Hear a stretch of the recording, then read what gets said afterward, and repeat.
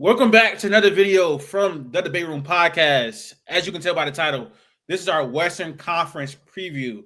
We just released our 2-hour-long Eastern Conference preview.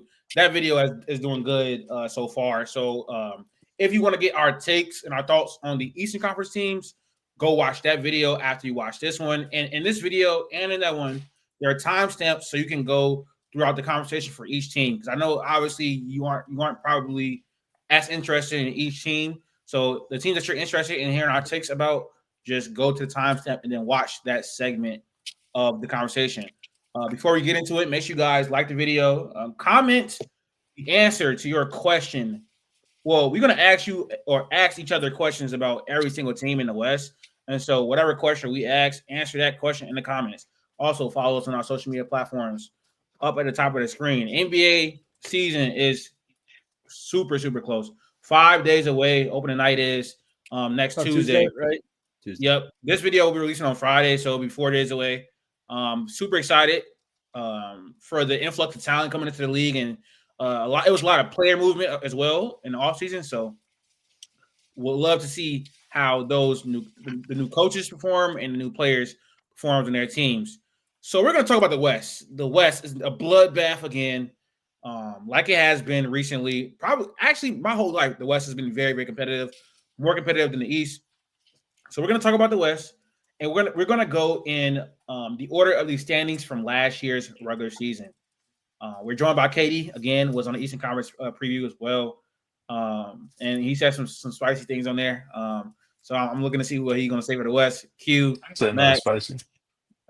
Q, Max, as always here. So let's get started though. Oklahoma City Thunder, Max's team, won a championship, which I told them they were going to do before the season started, by the way. Take the spotlight. Take the spotlight. Say hey, your piece. Say your piece. My guys, Chet, Kaysen, and Shay. I messaged J-Dub too. So me and Max celebrated the championship That's a new thing. The J-Dub thing has not been there for a very long time. I don't know if you ever called yourself a J-Dub fan. I'm not a J-Dub fan. I didn't say that. I just messed with him. I'm a Dort stan, so I also celebrated the championship. Put off for my people, man. Yes, sir. Just I like J-Dub. He has some really good fashion sense. So I appreciate that about him. And he came up big. That's an AZ legend. Yeah, and he came up big in the finals. Yeah. Let's talk about basketball though. As far as the Thunder, they're trying to do something that hasn't been done since the Warriors. And I think they can do it personally, but I'm gonna start with Max since he is the OKC fan.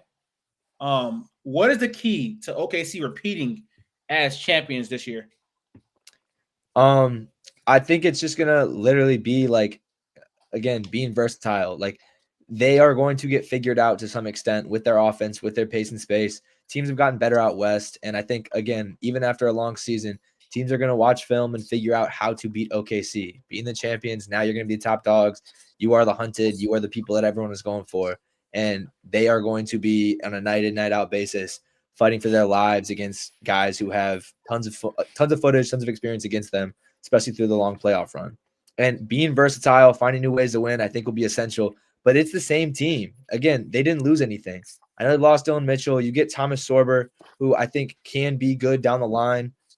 As a rotational center, I think they needed a little bit more depth, obviously, in that center position. Having Jay Will was very good at times when needed, but he is just undersized, and that's not always great. So I think that getting that size, especially going up against the Jokic's in the league, the slashers, the guys who cut the basket, the Wembys, everyone who attacks in the paint, again, I think they need a little bit more of a rim pressure, even with how good Chet can be.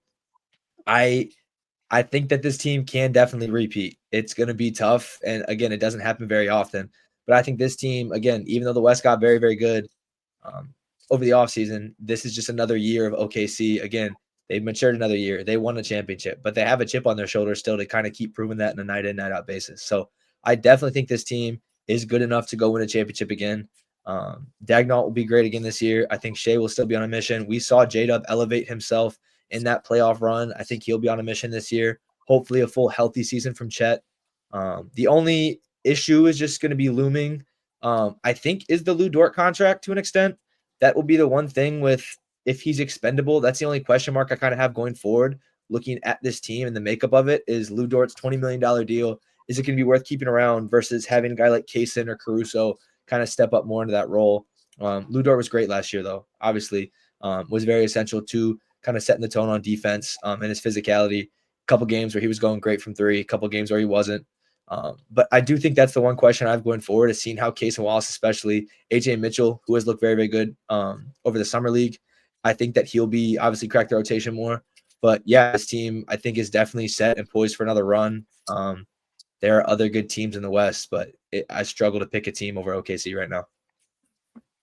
I very much agree with the last part of your assessment. The Thunder didn't do anything to add onto their team in terms of actual like players, but their improvement this year is going to come from within internally. I think they grew in front of our eyes last playoff run. Like they were a completely different team by the time they won a championship than that first game against Memphis. You saw them grow, especially in that Denver series, and then it all manifested in that Pacers series. This team is going to get better because Chet is going to be healthy, and he's going to continue to show that offensive growth that he was able to show in the beginning of last year. I think AJ Mitchell will be a more important part of this team, and this team was in desperate need of ball handling outside of J-Dub and Shea, especially off the bench and non-Shea lineups. But the key to the Thunder competing is the internal growth, and they have to become a better shooting team. I don't know if it's possible, but they have to do it. Their Achilles heel is their volume shooting, and that was how teams were able to slow down their offense in the playoffs last year because they shot so bad from three. And I think you say they need to watch film and all, like the formula for how to beat OKC is pretty much already out there. You have to make their shooters in terms of a playoff series beat you. You have to make them, you have to make a Lou Dort, you have to make a Caruso, a Case and Wallace put the ball on the floor and get to the cup because they only like literally the Thunder have two players that can really like create their own offense from the perimeter, and it's J-Dub and Shea. They have two players, so you make everybody else drive to the rim or hit open three, and that's the formula to beat the Thunder right now. But I think the real X factor and a key to them repeating is you need Chet to one, stay healthy, and two, make that offensive lead that he was showing in the beginning of last year. He has to do that. It's pertinent because the West has gotten better, and I think the book is out on how to beat OKC, how to make a series tough for them. And so they had to combat that with improved shooting, improved ball handling from people not named Shea or J-Dub. And I think that's the real key. Defensively, they're going to be probably the best in the league again. I think Shea is going to have them amongst the top offenses again in the league. When it comes to playoff time, though, they have to hit their shots. That like no team in the West, no team in this league can deal with the Thunder if they're making the open threes. It's not close. It's literally not. Like nobody can deal with the Thunder if they're hitting open threes. The reason why the reason why they lost 7 games last year was almost solely due to not being able to hit open shots. Some of their offensive process in games were bad, but they shot and they losses very, very low from three, and that was the reason why that was the reason they went 16-7. Honestly, if they shoot closer to their average from the regular season, they win the championship in like three or four losses. They go 16-4, 16-3. But they didn't. So I think that's the biggest key for the Thunder this year. KD, what do you think? Because you're gonna find some way to not have them going back to the finals this year somehow. So what's the biggest key? Before we get there though? What's the biggest key for the Thunder to repeat this year? Stay healthy. I mean, that's really they they had one of those playoff runs where their team was largely healthy throughout the entirety of the playoffs. A lot of times that can be rare. Like usually you have guys pick up injuries. I mean, they were the beneficiaries of guys getting injured in game sevens. You saw Aaron Gordon out there basically wasn't there for game seven. Tyrese Halliburton tore his Achilles in game seven. OKC, they stayed healthy throughout pretty much the majority of the playoffs. Can they do that again? Can they stay healthy throughout another playoff postseason run? I think that's going to be the key for them because if they do, then they can make it back to the finals. Uh, they are the reigning champs. Like clearly, they can make it there. Uh, do they have other things that they need to work on? I mean, you kind of said it, like they have to make shots, but I don't believe in their shot making ability. So that's why for me, that's not something I think can say like is a key for them because it's just like we have two now seasons in a row of playoff samples of, yeah, I mean, this just isn't a playoff shot making team, which it is what it is. I mean, they trade in that shot making for elite defense. So if they had both, they'd be the 2017 Warriors. Like that's what that looks like when you have elite shot making and elite defense. So it's like you got to give or take. You don't And even they need they elite take shot the making. You need defense. average. You need average shot making is pretty much what you need. You don't even need elite. I, You need Lou Dort not to be like having. I mean, I'm not gonna harp on Lou I Dort because mean, he Lou gave it. Dort Yeah, had some big games, yeah, yeah, but he that did. is I'm not who he gonna. is. Yeah, that's okay. I don't know about all that, but Lou No, I'm Dort. saying that like he's an inconsistent shooter. Oh, Like okay, he'll yeah, have yeah, games where he gives you points, but for he'll sure. have other games where he's going to be broke. Like I would say though, you need Kaysen to be a better shooter for sure. You need But like, Chet to. well, you don't. Okay, saying need, they don't need that. They won the championship without that. It would be nice to have it, sure, but like in the grand scheme of things, they're just not shooters. So it's like to to want to I like think Kaysen shot expect them to be 40% shooters. for sure. You said what? Kaysen shot 40% from three first year. Just saying, it wasn't low I volume, but mean, but what has he done since then? Like, what have you done for me recently? And don't say like the end of last season or something like that, because in the playoffs we saw he couldn't make shots. Like it's that I just don't think you. I mean, you look at the roster. And we said this last season, like when saying they should trade for Cam Johnson. There is nobody on the roster that you're like, damn, that's a sniper outside Isaiah Joe. Like, and even him is like, but there's nobody that you're really looking on that roster and saying, like, yeah, that guy is a sniper. Like, we can't let him get hot. That doesn't exist on the roster. And that's just a roster limitation that they kind of deal with. They have obviously a better defense because of it, because if you wanted somebody like that, a lot of times their defense isn't be up to par. If they are, I mean, Klay Thompson was an all-star in his prime. Like that's what that caliber is. But to have a true like a Malik Beasley, like, yeah, you're gonna be trading in defense for offense. Like a lot of times you're not going to get best of both worlds. So yeah, I think health is the biggest thing for them. I honestly don't know that they're going to be able to stay healthy because you have had a long season where everybody but pretty much Chet and Zay were healthy. So you're playing a lot of games. You have a long playoff run. It's not like they like swept their way through the playoffs. Like they went to two game sevens. Like it was a long playoff run that can start to catch up to you. So I think they just got to try to stay healthy. no, I agree with that. But in terms of it may not be a shooting, but I think the biggest thing for me is just Chet. Chet got to be better offensively. Like the stuff we saw in that playoff run, he got to be better in that in terms of He uh doesn't have the opportunity. I've been saying this for years. Like when you have he was showing. Shea and J Dub, he doesn't have the opportunity to grow as an offensive player.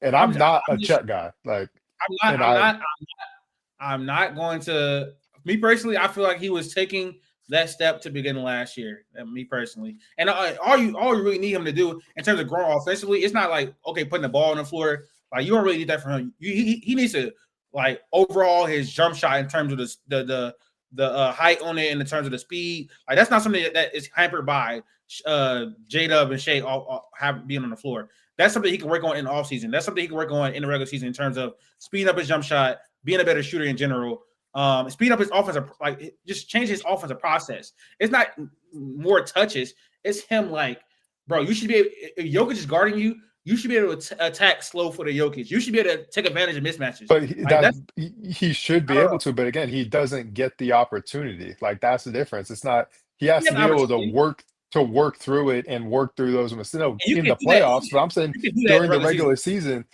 season, he just doesn't get those reps. And that's what like it's not. He doesn't. I think because of the talent level of their team, they have the opportunity to give them reps in the regular season, especially. They do, yeah, they definitely do. But I mean, he hasn't gotten that, and I've been saying that for years. Like I saw the way they were not this past season, the season before, and I was worried about Chet's offensive development being behind Shea and Jada because they're so ball dominant. Like it's going to hold them back in the long run. They won a championship, but in terms of Chet specifically offensively, it's going to be tough. Bar and obviously you don't want this to happen, like an injury to Shea or J-Dub, and he like is thrust into a larger role. I just don't see where he's really going to work on, like you said, attacking a slow-footed Jokic consistently throughout the season. KD, I'm not KD, I'm my bad. Q, what's the key to OKC repeating? You pretty much nailed it. It's just everything internal development for everybody. If not, everybody doesn't have to like get better per se. Like I just need probably Chet to be better, and that's more so just like to play. Because like you said, I thought the first 5 games of the season, I thought he was clearly the second best player on the team. And if he would have just kept that throughout the season, I think he would have been a much better player or viewed much better. Probably more confidence in himself offensively. That's pretty much it. Him as an offensive player, just being more confident, being able to attack better, be more consistent with a shooter and whatnot. That's pretty much it. Other than that, obviously they're the best team in the league by a wide margin. They pretty much could like dog walk or sleepwalk all the way basically to the second round of the playoffs at least. So I don't really think there's much to change that would stop them from repeating. All right, let's move on to the Houston Rockets. They finished second in the West. Well, not miraculously, but surprised everybody last year with their development, and Ime Udoka's job with them was a great one last year. They got into the playoffs and they lost in the first round to the Warriors. And then they made a blockbuster trade by acquiring Kevin Durant, getting off of Jalen Green and Dylan Brooks as well. So my question is, Rockets, and I'll start with KD because he lives in Houston. Does Kevin Durant make the Rockets the biggest threat to the Thunder? No. And I only say that because Denver exists. So it's not a knock on the Rockets. I just think Denver is better with their additions they've made in the offseason, getting MPJ, getting Bruce Brown back. Uh, I will say they make the Rockets make for probably the biggest like matchup wise issue for OKC defensively, just because they have a lot of wings, athletic wings that can guard Shea and guard Jada, both that can just overall make it more difficult. Whereas Denver, like they just don't really have the same type of wing defense. They use more of a team defense approach to guarding Shea. Oh, we thought that about the Timberwolves too a little bit. I don't know. No, Timberwolves only They had got really two two defenders, really wings. just one. Yeah, now it's just one. Shea also is he's given. I'm in some fits, by the way. Check the numbers. But go ahead. Uh, it's not just on men though. Like there's multiple guys that can take turns guarding Shea that are athletic and have like the strength.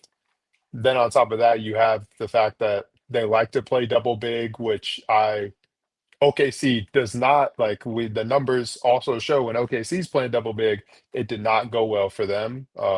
At least relative to with just either or Chet or Zay on the floor in the playoffs. So that's why, like matchup wise, it's harder for OKC.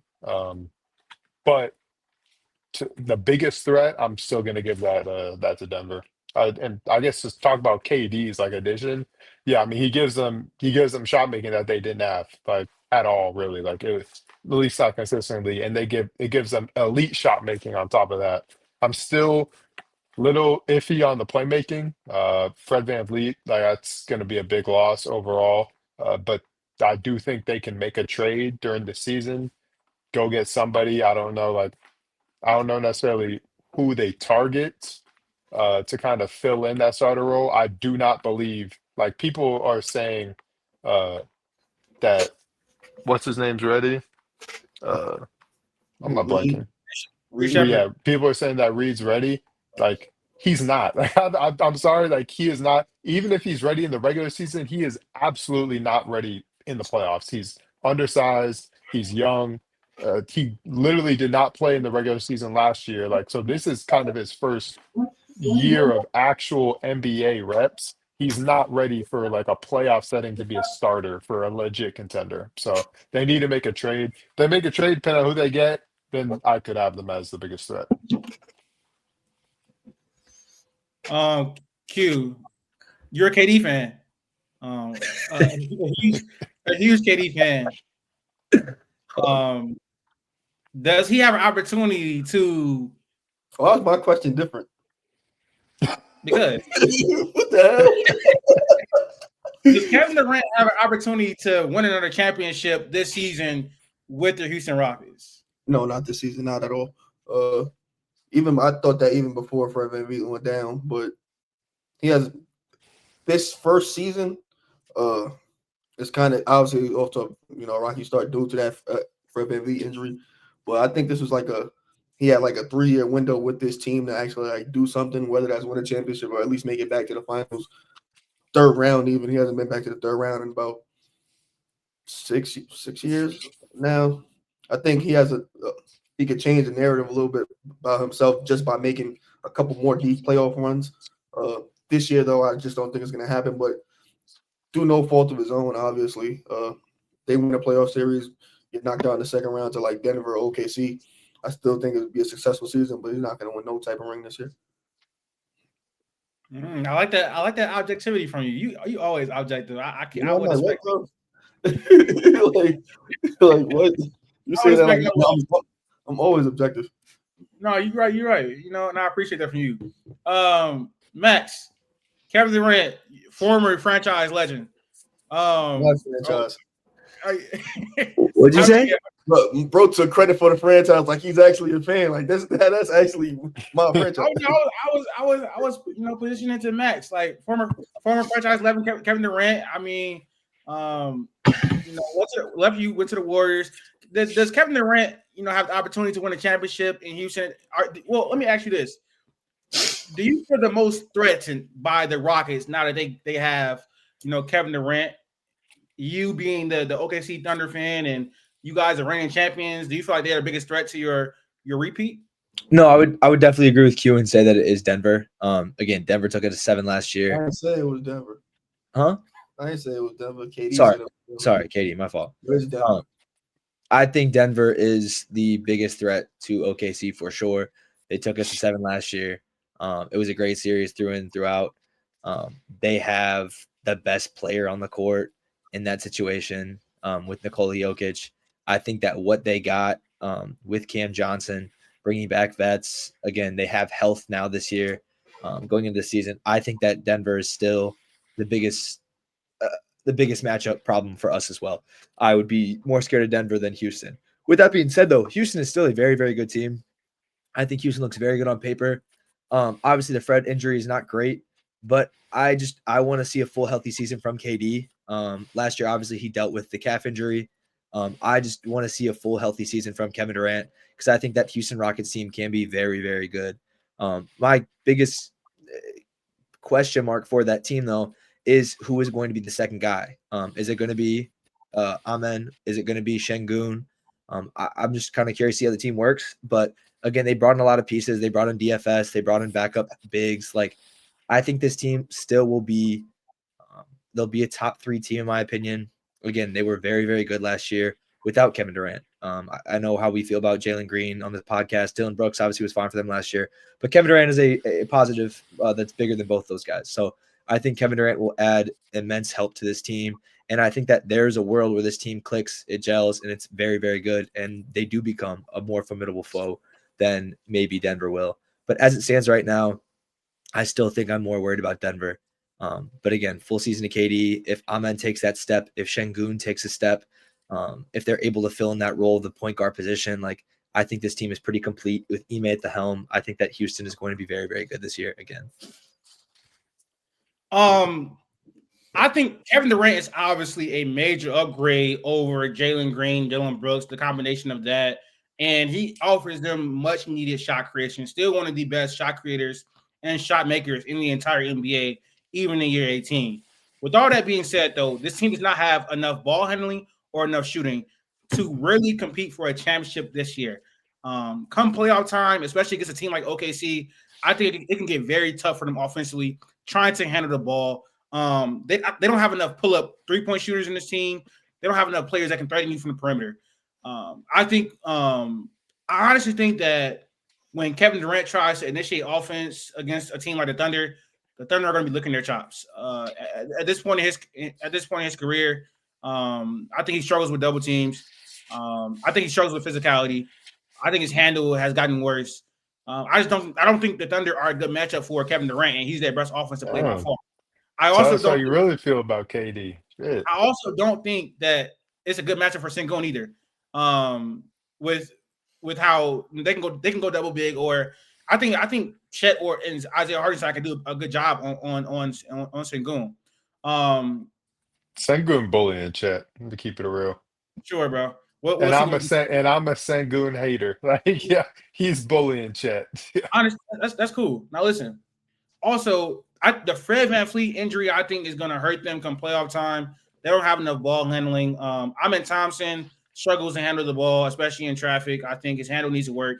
I'm not confident that Reed Shepard will be ready even by playoff time in terms of trying to play playoff basketball in his second year and handle the ball against aggressive defenses coverages. So I think that this team is on the right track, but this year will be a little bit ambitious for them to be trying to make the finals. I think this team loses in the second round. Honestly, I don't think they're better than Denver. I don't think they're better than the Thunder, and I don't think. I really don't think they're like head and shoulders above the Clippers either. Like the top of the West is really good, and I think that the Rockets are a threat for sure. But I would just bet on them not making the finals. That's my thoughts on the Rockets. But they got a bright future, and they made a very good move and didn't have to give up much for Kevin Durant. So you do that 10 times out of 10. And maybe they can prove me wrong, but we will see. The third team was the Los Angeles Lakers, and we all have some stakes in here. LeBron fans, all of us are LeBron fans. So we all have some stakes here. The Lakers, they were the third seed last year. They feel like the weirdest third seed ever. I mean, I know the West was close, but like they didn't feel like a third seed at all. I don't know how to explain that. It's just because how they went out in the first round. Yeah, maybe. My question for the Lakers, and I'll start with Max.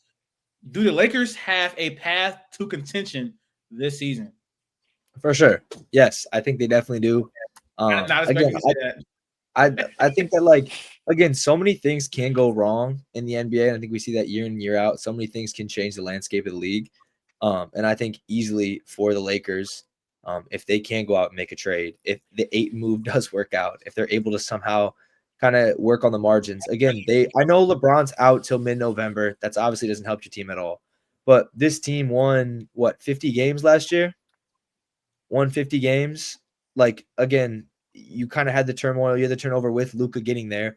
But with all that, you were still able to put 50 wins, and you were a top 3 seed in the Western Conference, right? Were they 3, I think? If Denver was 4. So, again, still very, very impressive. LeBron is killing father time right now. He is still putting up great numbers. But this is Luka's team. And I think, again, it's not a flashy team. I think that a lot of people are critical of their roster, and they should be. There are very many holes on this team. But with the star power they have, it's not going to be enough. But this team will still be good. This team will still get wins. And I think that when it comes towards playoff time, like, again, you can't count out Luka and LeBron on the same team, especially if other guys can gel together. So, again, I don't know what it looks like if they finally trade Austin Reeves, if they can sign one of the guys currently out right now, like a Malik Beasley on a cheap deal. Like, there are ways maybe they could improve, but I just don't think it's necessarily like I'm not going to bank on that right now. So, but as the team stands right now, I don't know if it's necessarily like, I don't think it's 1, I don't think it's 2, I don't think it's 3, but I still think a top 4 team in the West is a very, very good team. And a few luck, whatever, hints of luck away from potentially making the Western Conference Finals. Who want to go before I go? Go ahead. This team isn't contending. They're not making the Western Conference Finals. They're honestly not a shoe-in for the playoffs, honestly. In this West. Okay, that's crazy. All right. That's crazy. I don't know why. I don't know why I'm getting stuck. Hold on. They're not. They won 50 games. I understand that. I believe that they will make it. I'm not saying that, bro, but I'm saying I'm not. Listen, it's not. Before you go, But I'll let you go. Everybody's entitled to their opinion. Yes. There's some opinions that you just cannot have, and that's an opinion you just cannot have, bro. No, I'm not saying they won't make it. I'm picking them to make it to the playoffs, but we've seen crazier stuff happen in the West. I don't think it's out of the realm of possibility that they miss it. I think they're going to be around the fifth, sixth, seventh seed. Honestly, I really do. I think teams in the West got better. Like they literally did. But the Lakers got better. If you did, around the fifth, sixth seed, they're a playoff team. How they not? I understand that. But we saw the fifth seed, the third seed, the seventh seed, damn near had the same record last year. Like, do you think they'd lose it? Do you think they'd lose in the play-in? No, I'm not saying that. I'm not, bro. Then you think they're a shoe-in to make the playoffs? I'm not saying they're missing the playoffs. I'm just saying it's crazier things have happened. I don't know what we're trying to take it. You literally said, and I quote, "I don't think they're a shoe-in to make the playoffs." That means you think they can miss the playoffs. Yes, I do think they can miss the playoffs. Yes, I do. I do think they can miss the playoffs. Like, but you just said you don't think you. Yeah. I'm not betting on it. I think they're going to make the playoffs. Yeah. What I bet against something. My point is, this team is not competing this year. They're not making they probably won't make it to the second round of the playoffs. They could make it to the second round of playoffs, but I'm not sure that they will. This team does not have enough defense whatsoever. They have too many one-way players. I don't think LeBron and Luka are the greatest fit, especially now with Austin Reeves as well. DeAndre Ayton is anchoring their defense. Take that for what you will. They don't have enough defense on the team whatsoever. The offensive fit is not the cleanest whatsoever. LeBron is another year older. They don't have enough athletes on this team. It's just a whole bunch of stuff to point to why this team is not going to be competing this year. And if depending on how healthy LeBron can stay this year, yes, I can see them missing the playoffs. He's already out for until November, and he's getting old man injuries. That he's getting injuries that can keep him out for 2 weeks at a time. Max, I don't know. Out till November. What? What's up? He's already out till November. Yes, he's already out till November. Well, that's 2 weeks away, brother. I understand that. It's the middle of November. He's about to miss like 2-3 weeks of the season. He's gonna miss like 10 games. How many games did he miss last season? 10 games. 18. I can see LeBron missing more. He's 40. He's about to turn 41, isn't he? Like he's gonna This is not someone. LeBron James at 41 is not someone you should be relying on being your second best player on a championship team. You should not be doing that. That's not good practice for what. That would only matter if he wasn't playing top 10 adjacent basketball. Yeah. No, he's an anomaly thing. You can't use. Yeah, you have those same parameters as if he's the regular 40-year-old. I'm talking about in terms of there's top 15 players that are second options. He's a top 15 player. He's perfectly fine as being a second option. Especially next to Luka. The fact that he is 41 years old means he can't be there for you over the course of an 82-game season like those other. He can be there for 60 games. And that could not be enough in this West. That's a lot of games you're missing. It's definitely the Lakers still have a good roster. That's not even LeBron James slander. That's more Luka Doncic slander, as if he hasn't carried. It's no slander at all. Yes, it is. It kind of is. Carried for games. Yeah. It's you saying that Luka is not enough to take the roster for 22 games without LeBron and ensure to make the playoffs. That's literally what you're saying. Luka has also dealt with nagging injuries over the course of seasons as well. You got two players that will likely miss time. He's healthy and in shape. 2 out of 7, and he slimmed down and he got stronger. We'll see. Luka missed time last year. Before Yes, the he AD Luka trade, AD was literally out. He was missing time.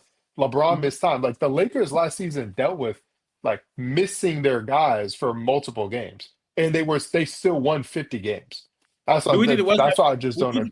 We do think the West has gotten better than last year. I think outside Denver, who I will say past them, and the Clippers, who I think they're now in the same tier with, the Lakers got better.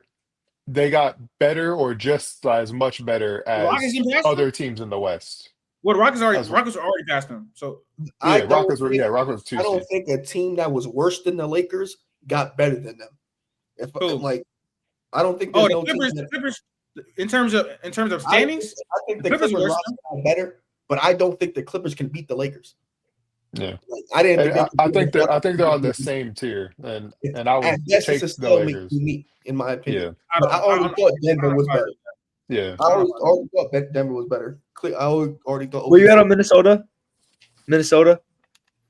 What? Minnesota? Even if I don't regular season, nah. I don't think they're better. But even if I did it, they still also didn't get better this offseason either.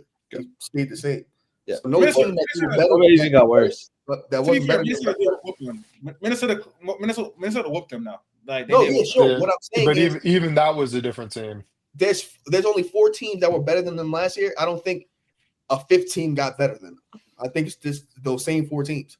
Like that's it. I don't think another. So if they're a 5th seed, they're a 5th seed. I don't think there's another team that got better than them. And they pretty much had the same record as 3 other teams around that area anyway. I don't think a team that was like the West got better, but the teams that were already better than the Lakers got better. I don't think nobody passed them. And we're missing an important caveat. The Lakers are more likely than not going to make a trade. Like this is not the final roster we're going to see come playoffs. I can only speak right now. You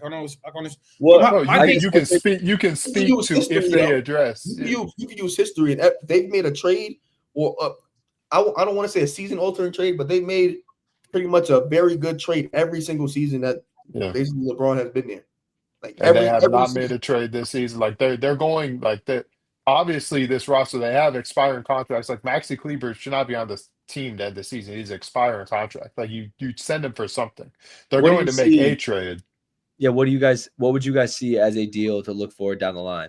Just based on what they need, like maybe they need another play trader out there right now. Like just is the same Andrew Wiggins type deal, but it'd be that type of player, Andrew Wiggins type player, somebody that can play on the wing. That would be a needle mover for me. And then, I think yes. Max, let me make sure I understand your take. You saying that there is a path to contention? What are you doing? Huh? You saying there is a path to contention for them? I think that this team is good enough, barring like again, I think there are 3 teams. Again, I think there are 3 teams stamped better than them that I would pick over them in a series right now. I think that there is a way. Huh? I think they're still in the second round. They're ceiling. Yes. Like again, like as presently constructed, I'm not mad at that. There's just ways that other things can happen. Like again, if the regular season doesn't work out the same way, and somehow it's again like if the same thing we're looking at right now, if it's OKC, Minnesota, LA, and then the 4-5 is Denver and Houston, and they get the 2-7, the 6-3 all by themselves, are you picking them over? Are you picking Minnesota over LA, the Clippers over LA? Like I think there is a way where like if seeding works out, I could see them going to the Western Conference Finals right now. The injuries or whatever else, there is a way, I think, because I think that after that, they're the best of the rest, in my opinion, right now. But but it would have to be like they would have to see Houston. They would have to see Houston in the second round. But you as personally constructed, I'm not sure that they'll, like they have a better chance against Minnesota, but they again don't have anyone to check Anthony Edwards whatsoever. Yeah. But they can beat Minnesota though. Like Minnesota can check Luka. And do you think they can beat Houston? You think they can't beat Houston? Dominate the Lakers? I wouldn't pick them. I wouldn't be confident picking them whatsoever. Do you think Minnesota dominated the Lakers in the series, or they just won 4-1? I would have to go. I mean, from memory. The Lakers were like Luka was sick No, like they should have been up 2-1. Luka Exactly. was sick and terrible in that They game lost 3. those games. All those games were pretty close, except for the last game or Yeah. game 4, whichever one it was. But It all was those the fourth quarters. for the same reason why you think the OKC Denver series was easier than how it looked, even though it went 7. It's the same in reverse for the Lakers in the Minnesota series. Like it was close games. They just ran out of gas in like the last 5 minutes of the game. Like it was nip and tuck. But I think matchup watching it, and also that's kind of like following a trend though, because Luka historically over the last 2 playoff runs has not been able to continue to going into 4 quarters keep that same amount of play. Like he'll start off really good and then something drastically changed. Something with Luka drastically changed this offseason. He also this same exact Minnesota team, this same exact one. He lit them on fire just the round before, like just a year before that. He lit this same team on fire. And he was the best player on both sides, on both teams by far. Like they gentlemen swept them. But you did not remember anybody doing anything on that Mavericks team other than Luka Doncic lighting them on fire. The Mavericks roster is better.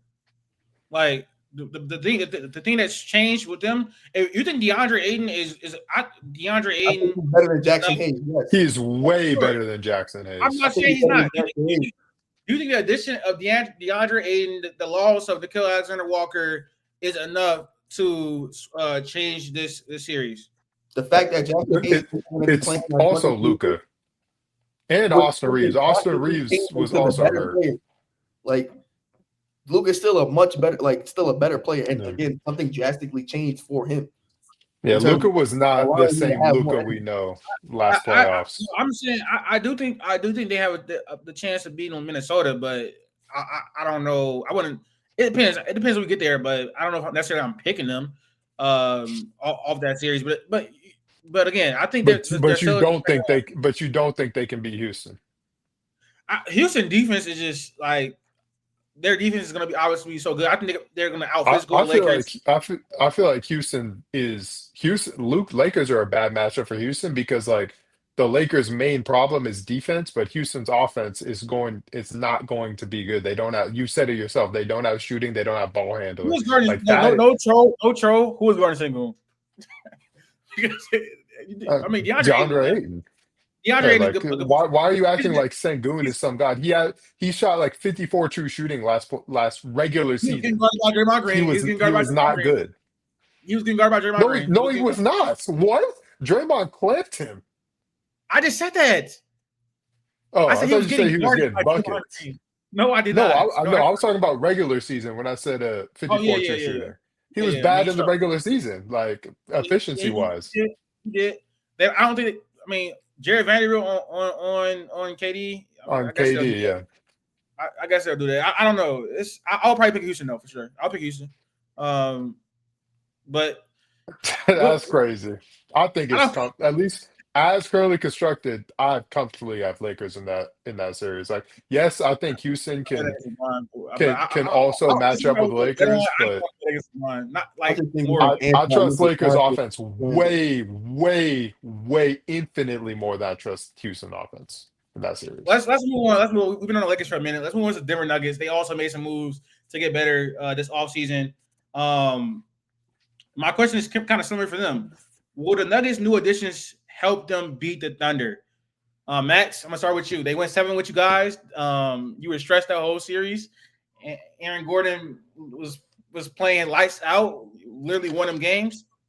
They got Cam Johnson. They got Jonas Valanciunas. They got who else did they get? You said Cam Johnson, Jonas. They got Tim Hardaway Jr., Bruce Brown back. De'Ron Holmes back. De'Ron Holmes coming back off an injury. They don't have Russell Westbrook anymore. So addition by subtraction. Do you think? Well, I always be petty, bro. But anyways, do you think that their additions will help them beat the Thunder? Yeah, I think this team is scary. Again, I'll stick with my guys and I'll roll with OKC right now. But I'd be lying if I said Denver's team is very, very good. And I would bet a lot of money that one of these two teams is the one hoisting the championship at the end of the year. I think Denver is very, very good right now. Again, I think that they got a lot of good veteran help. Deron Holmes getting back. We all liked him, I think, coming out of the draft. I think he'll be very valuable for them. But again, you get JV, just another backup big, which they didn't really have to play around with Joker. I think Cam Johnson's huge on this team as probably even a secondary scorer. I think Cam Johnson might be the secondary scorer over a guy like Jamal Murray because of how he scores more consistently, it feels. So his defensive presence will be huge.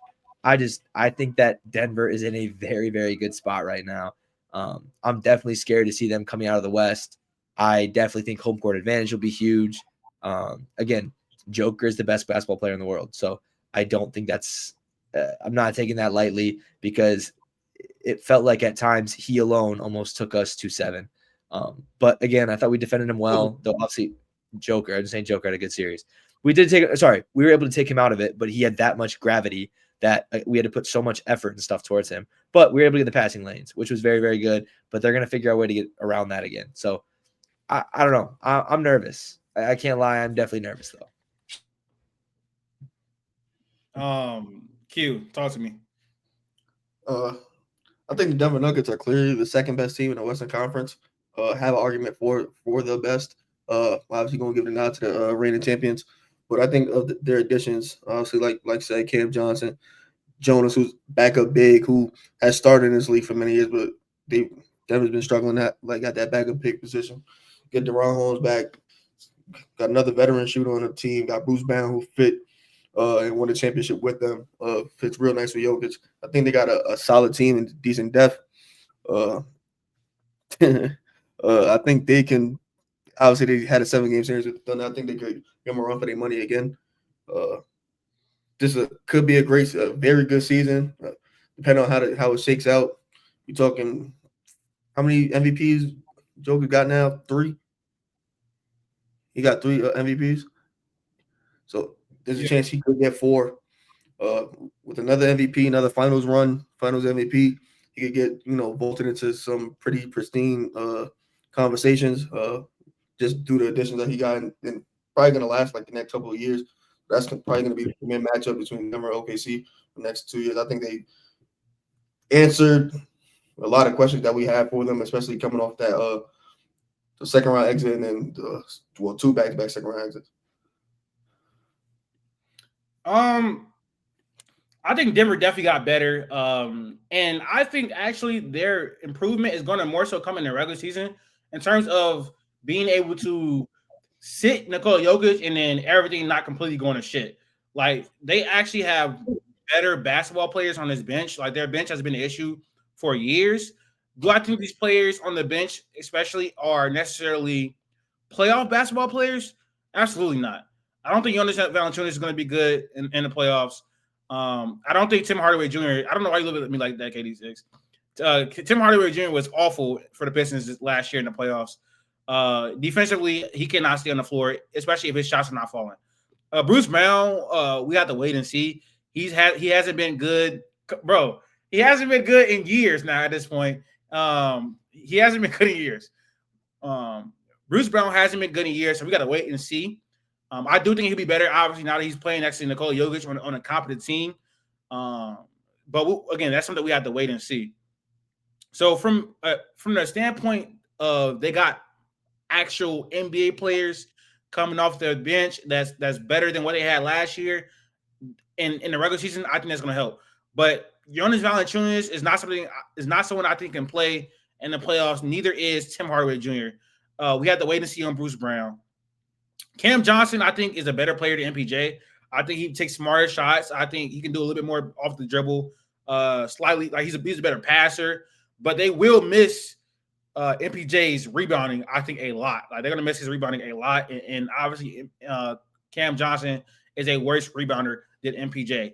But I think MPJ can perform better than him. So the Nuggets got better. They got better. They're a better team this year. They'll be better in the playoffs. Do I think they're good enough to beat the Thunder? No, I do not. They took them. When I say that, I'm saying I'm not picking them. Like, can they beat the Thunder? Yes. Like, I don't know what the confusion is. We're getting all this. You're making crazy statements. I'm not making crazy statements. That was before you clarified it. I don't think they can beat the Thunder. That's a crazy statement. No, I'm saying, do I think they're good enough to beat the Thunder? I'm not picking them. I'm picking the Thunder in that matchup again. Yeah, I think that's why you just gotta clarify because when you said it, it was crazy. Okay, that's cool. I think the Thunder will beat them in the playoffs again this year, just from their own internal development. And people like to say, "Oh, they only had 5 players last year, and they took them to 7 with Aaron Gordon getting injured." They blew them out twice in that series, and it took Denver to scratch and claw down the stretch of games to win the games they did. They didn't have the opportunity to blow them out like OKC blew them out because OKC was clearly the better team. I think they clearly are still the better team this season. So they definitely got better. I think they're probably the biggest threat to the Thunder in the West, but that's just more so telling of how much better I think the Thunder are than the other teams in the West. KD6, are you ready to answer that question? No. Q, did you go? I think you went first, right? Denver? Yeah. No, 1 second. I want to have No. Yes, Max went first. No, I'm good. Okay, good. Yes, first off, the Bruce Brown nonsense that you just said has to be called out. The pod can't be like dragged down for that hold on. ridiculous thing. I stepped away for a second. What did he say? He said they gotta wait and see on Bruce Brown. Like we have already Yeah, seen. next. He hasn't been good in 2 seasons. Come on now. He was good. He was on the Raptors. He still plays the exact same way. It's just so happens the exact same way he plays works well with the Nuggets, bro. Yes.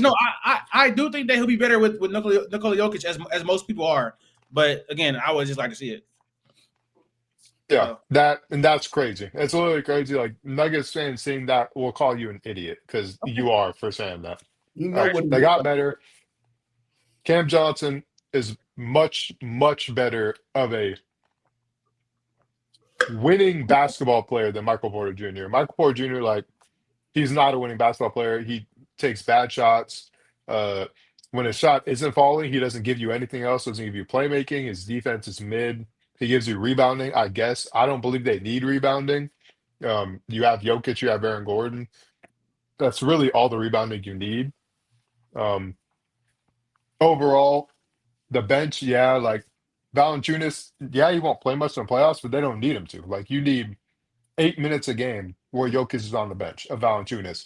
I think that Valanciunas in 8 minutes can give you really good playoff value because it's like the problem I'd be worried about with Valanciunas is his endurance, his ability to play extended minutes. I'm not worried about him in an 8-minute stint at all. He's still like in the post game, he can still go get a bucket. He can still pass well defensively. It's a wash. Him and Jokic really it's not like he's worse of a defender than Jokic, but it's not like the team's defense is really going to fall off much going from Jokic to Valanciunas. Offensively, but again, it's 8 minutes, and he can still do some nice things as long as you line up the minutes like to where he's with your good offensive players when Jokic is off. I think it'll be decent.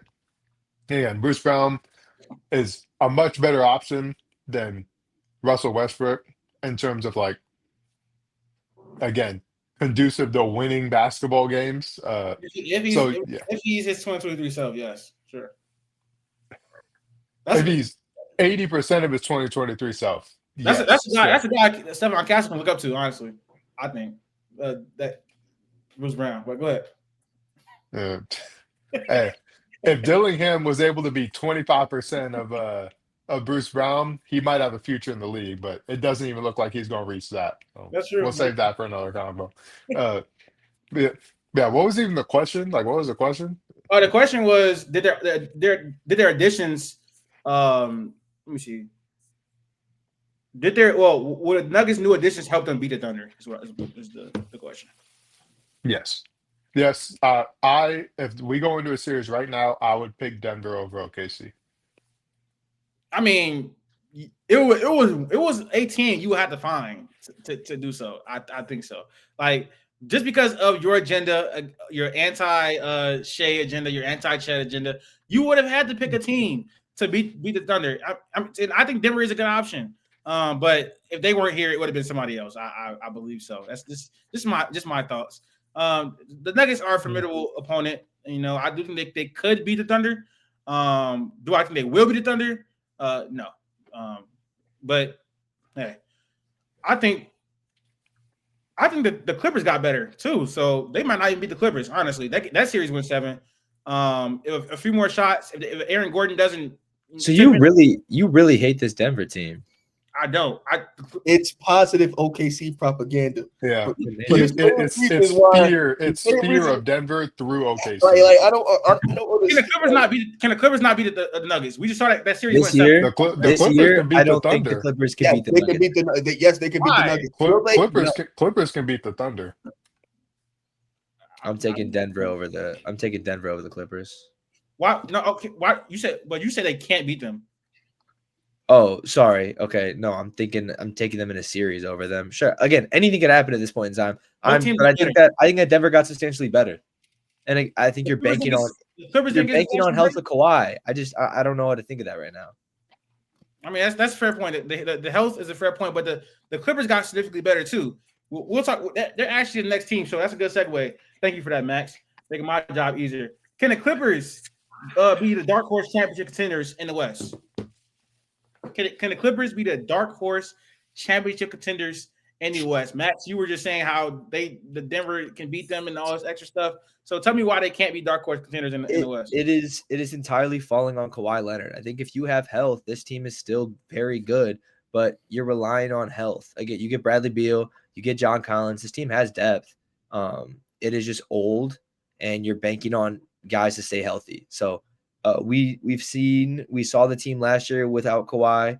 It was still a good team, still a good unit. Again, they pushed Denver to 7, but I don't know. It's just this entire team, in my opinion, relies on Kawhi Leonard. This team is so much scarier with Kawhi on it versus with him not. I like Bradley Beal with how they got him. Like, Bradley Beal on this team is fine. I think they got him for cheap. You're not paying him much. His role is to go out there and get buckets, and that's about it. That's all you need in a Bradley Beal kind of role. So I'm not really overthinking this team too much. I think that they have a lot of ways to score the basketball and will be a good regular season team. Come playoff time, it is fully contingent on Kawhi Leonard. I think that this team does have some of the pieces to make a push, but it just I'm banking way too much on a team that seems to fall short and a player that never seems to play healthy since 2019. So that kind of question mark looms in my head, especially when I'm looking at the other teams. Like, I get LeBron definitely has his fair share of injuries and injury concerns, but like with him getting older, but like Kawhi just consistently cannot stay on the court. So that's my fear with that. Q, what do you think about this Clippers team in terms of them being a dark horse contender in the West? Obviously, when you talk about the Clippers, you got to talk about health because they are old. The two best players are 35 plus. Yeah. It should be just about obviously Kawhi, and then himself is like a huge injury risk. But if they're healthy going into the postseason, I think they could give any team a run for their money. Their front court, I think they have one of the best front courts in the league between Brook Lopez, Zubac, and John Collins.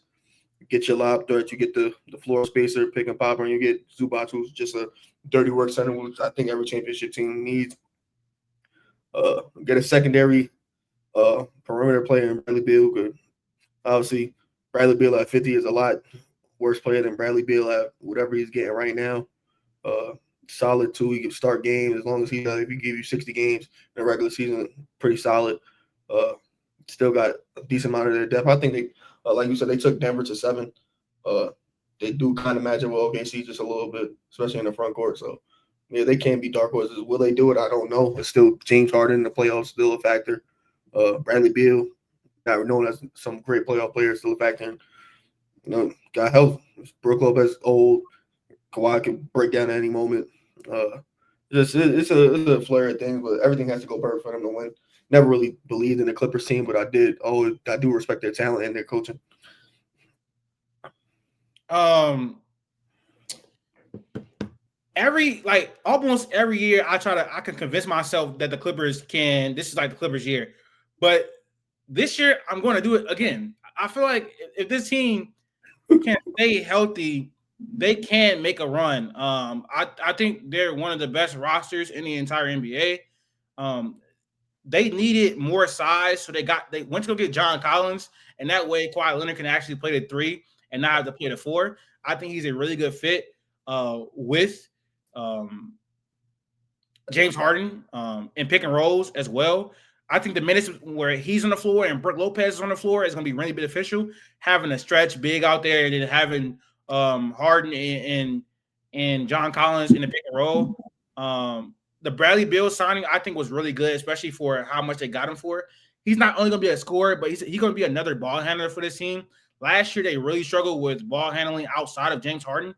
And now that they have Bradley Beal and Chris Paul as well, their ball handling should just be better as a team. I think they took a hit defensively by probably adding Bradley Beal into the starting lineup, adding John Collins probably in the starting lineup. They're going to take a hit defensively. But if, and the biggest if ever, obviously, every single year, is if they can stay healthy. But if they can't stay healthy, I think this team is a threat to make a run in the West. And they are not like – this team also is set up pretty well. They're not like they don't have too many long-term contracts. They don't have a lot of money on the books out after like next year or whatever. So they're pretty set up to succeed this season and have some cap flexibility in the future. So I like where the Clippers are right now as an organization outside of what's going on with that Kawhi Leonard aspiration investigation. Shout out Pablo Torre for bringing back journalism, man. But yeah, I think that they can make a run this year. Will I predict it? No. Will I be shocked by it? No. I would not be shocked if they made a run somehow, made the finals this year. No, all seriousness. I think their roster is that good. It is super old for sure, but I think they have the talent and the depth this year to actually make a run if they can stay healthy. But James Harden consistently fails in the playoffs. And as he gotten older, it's gotten worse. Kawhi Leonard can't handle the volume he needs to in the playoffs while maintaining his efficiency. Also isn't a good playmaker whatsoever. So they struggle with that. But I think getting a Bradley Beal to help handle the ball, and he can also play make, getting CP3 off the bench is cool. So they're obviously a better team, and I think they can go further in the playoffs for it. KD, what do we think? But can the Clippers be a dark horse in the Western Conference? I don't really see them as a dark horse. Like for me, they're in that tier of like possible contenders that are just right below the Denver OKC tier. Like they're in a tier playoff wise with the other LA team, with the Warriors, with the Rockets for me. Like they're in that tier. So I don't really see them as a dark horse. I think it's clear the talent they have on the roster. It's clear the depth they have on the roster. The roster construction is great in terms of pure roster construction. When you compare them to the other like top teams in the West, they might have the best roster construction. They have a roster full of like just players that fit together. You have like you already mentioned, the John Collins, Brook Lopez dynamic off the bench, like that. They complement each other perfectly as a 4-5. Zubac complements Harden perfectly. You got defenders like Derrick Jones Jr. who can catch lobs. You got Chris Dunn, who now like can play like alongside, like the spacing is whatever, but he can play alongside different guys and operate in more of just like a pure lockdown role. So the roster construction I think is great. There is obviously the question of age. How is that going to hold them back? How is it going to affect them? But yeah, I don't see them as a dark horse. I think it's clear that this is a team where if they're healthy, and again, that's always the big if with any Kawhi-led team, they can make a run. So You said the Warriors. That kind of shocked me a little bit in terms of where they're going to be in the playoffs. I don't know. Not high on them. you don't know. I'm not high on them whatsoever. They just made the second round. The only reason they lost in the second round is because Steph got hurt. That is true. I don't think they were a shoe-in to beat the Timberwolves. They beat Minnesota that game one without Steph. I did take them to beat Minnesota. I think they would have beat Minnesota um, if they had Steph. That's not crazy. That's not crazy to say, but So we're talking about what could have been a Western Conference Finals team that then went and got Al Horford in the offseason, which I think is a perfect fit for them, especially come playoff times. Like absolutely just beautiful fit for their line. I do think they probably need a trade though, but I think we'll they're leave that worse. for Warriors talk. I think they're worse than the Clippers. We'll get there. Never mind. Did everybody go? I don't know if I remember Max, but you did go. You did. You started, dude. I said my piece. I went first. Might as well segue right into the Warriors, to be honest. Timberwolves first and Warriors. The Timberwolves. What are the Wolves' chances to make a third straight Western Conference Finals? Katie, go ahead. Oh, never mind. No, you can go, Q.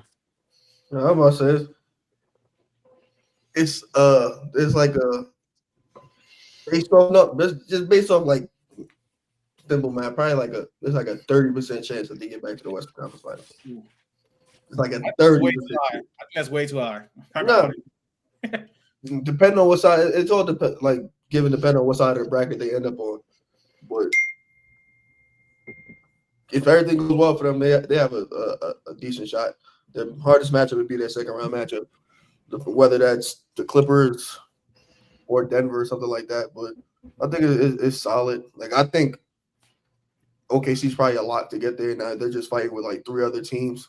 Like if they go up against the Lakers, I think that's 50-50. Go up against the Clippers, I think that's 50-50. And I think if they go up against the Nuggets, that's 50-50, in my opinion.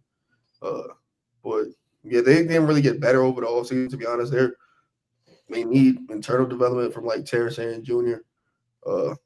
Better, I guess, another jump from Anthony Edwards, specifically in the playmaking department. Not really.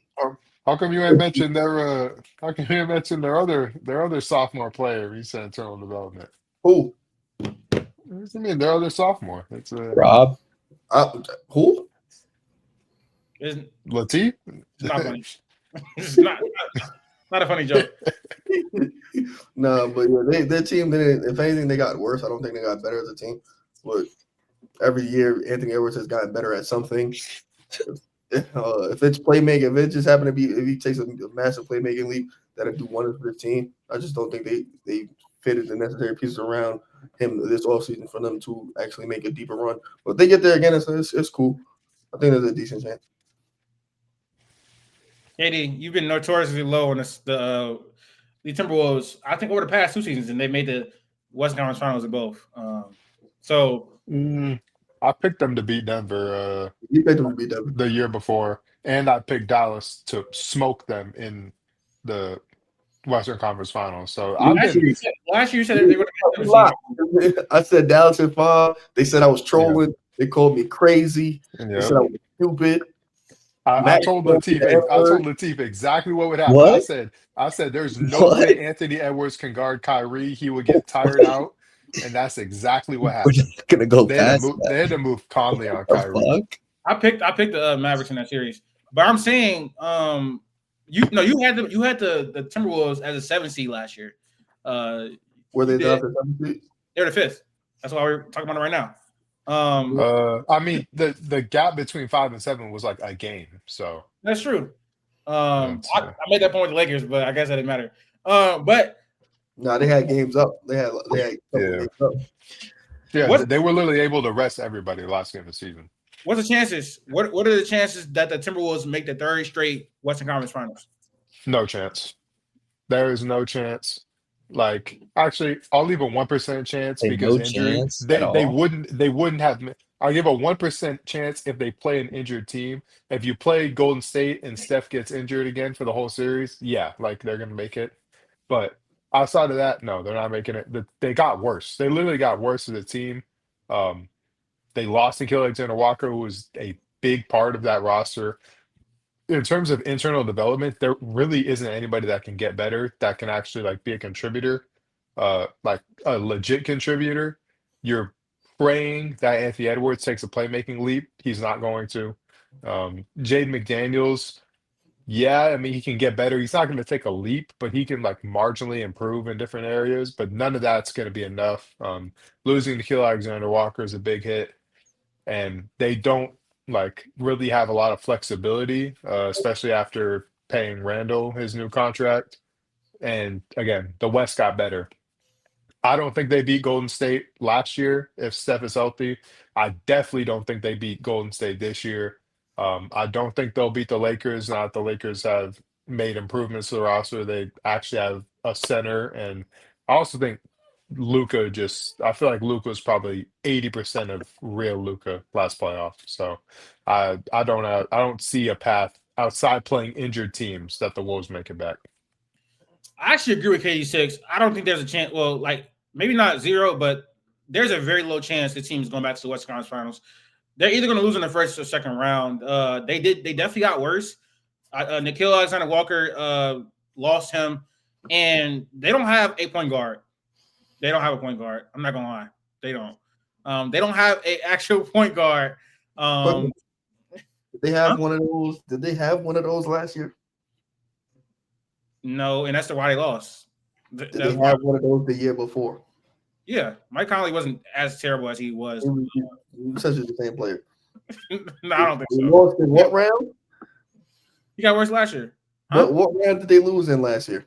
The Western Conference Finals. What question did you ask? Can they make it? Can they make it again a third time? As I asked. But can I finish? The West again. I think that the West is better. The West is better. It just is. We can keep saying that, but it's just literally the truth. They don't have an actual option at point guard this year, and you need a secondary ball handler next to Anthony Edwards. I think teams are going to look at this team in the playoffs and think only one player on the team can really hurt you, and that's Ant. Jay McDaniels can give you 20, maybe 18 here and there. Nas Reed can go off for 18 and 20 here and there, and so can Dante DiVincenzo, but they don't have real perimeter threats on this team outside of Anthony Edwards. We already know that Rudy Gobert is going to give you nothing offensively. So basically, in the playoffs, when they see teams, they're going to just crowd and force him into that mid-range, and we'll see if he actually improves as a mid-range shooter and make the other players on the team beat you. When they run into another Thunder team again, they're going to get smoked again.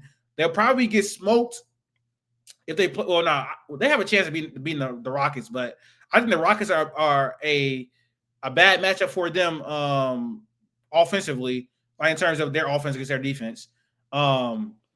So yeah, this team doesn't have a chance, I don't think, to make it to the Western Conference Finals. They genuinely do not have a point guard. Mike Conley cannot be your starting point guard in the playoff series. Neither can Rob Dillingham. I'm not sure Terrence Shannon Jr. is ready to fill in the Nikhil Alexander-Walker minutes, but I think it's a possibility he is. Young Beringer, I think, can be a good to solid backup center, but I'm not expecting him to do that in the playoffs. Nas Reed can't do anything but shoot. Dante DiVincenzo also really can't do anything but shoot. He can defend on a solid level, but nothing super crazy. Like this team, it has holes, and yes, the first year they made it to the Western Conference Finals. The roster was a lot better, I think. Last year, the Warriors got hurt, and then they got smoked. And I think the West again is better. It worked well for them matchup wise because they didn't have to see Denver, and they didn't have to see OKC until they got there. They didn't have to see the Clippers till they got there. I don't know if it's going to shake out like that again. So I think Timberwolves are going to be like the 7th seed. Well, not the 7th seed, but probably like the 5th to the 7th seed this year. So that's going to work not in their favor in terms of the playoff bracket. Because if they're the 7th seed, they're going to see Denver first round probably, and they're going to lose that series. So, yeah. This team, I don't think the team's future is very super bright either, honestly. It's really not. I think Anthony Edwards could be leaving this team in the next 3 years. I really do. Like, looking forward, their future is not great. They don't have that many assets. They don't have, like, blue chip prospects. It's not the greatest. It's generally just not. But yeah, I don't think they made it back to the West Conference Finals. Q went, KD went, Max.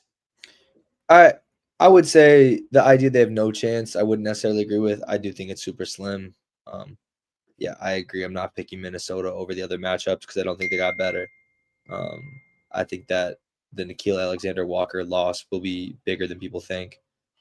You just have to really rely on development from Rob, from TSJ, from whoever else, and hope that Ant kind of takes us like that step in the next stratosphere. So a lot to kind of go down right now, but I do think that there are just more talented teams that I'd pick over them. So it depends on seeding, though. All right, let's move on to the Golden State Warriors. They were quiet for the whole entire offseason, barely did anything, and then at the buzzer, they signed, they re-signed Milton, and then they signed Al Horford as well. Jonathan Kuminga contract. Well, yeah, I think they're going to be looking to move him anyways, but they also re-signed Jonathan Kuminga. What is the ceiling for this iteration of the Warriors? KD6, we'll start with you since I guess they're in the same tier as Clippers this year. And I'm a Warriors guy since they got two of my guys, Draymond and Horford. Okay. So we here. Yeah. I mean, time out. You're a Horford guy? Yeah. I've always been a Horford guy. I didn't know that was like a real fan base. It's not. Well, I've never heard someone say I'm an Al Horford guy. Now you know. I've never heard Al Horford guy. A bunch of randoms. I can pull up the list. I got you. Hold up. Oh, brother. I'll read you the names real quick. Just take a little pause from the pod. A bunch of non-nobodies. All right, KD6 guys for the 2025-2026 season in no order. The top tier, you got LeBron. Nobody else on that tier, obviously. After that, Paolo, Cade, LaMelo, Bam, Draymond, Stephon Castle, Dylan Harper, my two Spurs goats, Colin Murray Boyles, and Bronny, naturally. Bronny. Yeah. And then the next year after that, we got Nemhar on Phonem. So dog. Spider Mitchell, Jalen Johnson, Lou Dort, Matisse Thybulle, Omax. I don't even know if y'all know who that is. To be honest. Everyone knows who Omax Prosper is. Yes, bro. Okay. Actually, Davion Mitchell, Jalen Suggs, Xavier Tillman, that's K6 guy, Horford, Colin Sexton, and Benedict Mathurin. Those are my guys officially. Some interesting pulls in there. Some interesting pulls to be a fan base of. Max Prosper. You're Sakafe. Hey, that's Zopound. That's family. Got to. Now, Mark what is since your Warriors guy this year? What is their ceiling with this iteration of the Warriors? The Warriors ceiling this season, if they're healthy, with the roster as currently constructed, is Western Conference Finals. I don't think that they can go beyond that because they don't have a good bench. That needs like rectifying. You've got to trade Kuminga for some legit bench piece. If they can get that, I think this team could legit go all the way and win a championship. And that's obvious. They gave Kuminga that contract looking to trade him. So I think they're going to be active in doing that. So I think if they get a legit bench piece, I think that ideally not even a bench piece. Ideally, you get like a starting two and that pushes Pods to the bench. That would be like perfectly ideal. And then I think they could go all the way and win a championship. As it's currently constructed, I firmly believe this team can make the Western Conference Finals. Even the starting roster, like starting lineup, just on paper that they have right now, Steph, Pods, Jimmy, Draymond, Horford. Defensively, the perimeter defense kind of mad, but Horford is still a great defender, even at this age. Draymond is still an elite defender. Jimmy Butler is still, I'd say, a good defender at this age. And then Pods is a good team defender. Steph is a good team defender. So they don't have the perimeter defense, but they will have great team defense overall. So it's like offensively, it's going to be like the way the ball is going to move. You even saw it in preseason. Like if you watch the preseason games, the way the ball is just naturally flowed in the offense has looked just like fun basketball, like legit, just fun basketball. I've been telling people I'm comparing them to the 2014 Spurs. Like that's obviously like in terms of raw talent, this Warriors team is better than that Spurs team. So that was like an old Tim Duncan, old Manu and whatnot. And this Steph Curry is still elite, but I think they're gonna kind of have that same vibe as that 2014 Spurs team where the offense, the ball's just gonna move. The ball's gonna move, guys are gonna get going, shots are gonna go in. And given that I think in the regular season, standings wise, when we go over the standings, I'm not as high on them just because they are old. I'm expecting Draymond to miss games. I'm expecting Horford to miss games. I'm expecting Steph and Jimmy, all of them to miss games. But playoff time, if they're healthy, right now, Western Conference Finals. Are we sure this team could beat the Rockets with Kevin Durant? Or not can. I'm sorry. Let me not say can. Would you pick them to beat the Rockets now that they have Kevin Durant? This team went 7 with the team with 7. I know Jimmy got hurt, sure. Fred VanVleet was also Fred was their best player in that series. The Rockets' best player, if we're being honest. At least in their wins. Maybe not in their losses. In their wins, Fred was their best player. Chase Brown freaking sucks. I don't know if any others saw that. Yeah. But no, he was their best player. Nobody took Chase Brown in the second round. Max. I'm not listen. I think this team can make the second round of the playoffs. I will have them losing to Denver. I will have them losing to OKC. Obviously, I will have them probably losing to the Rockets. It's a toss up. I think Kevin Durant is a big addition to that team. Obviously, they lost Fred VanVleet, but they just added still a top probably 7 scorer in the NBA to their offense.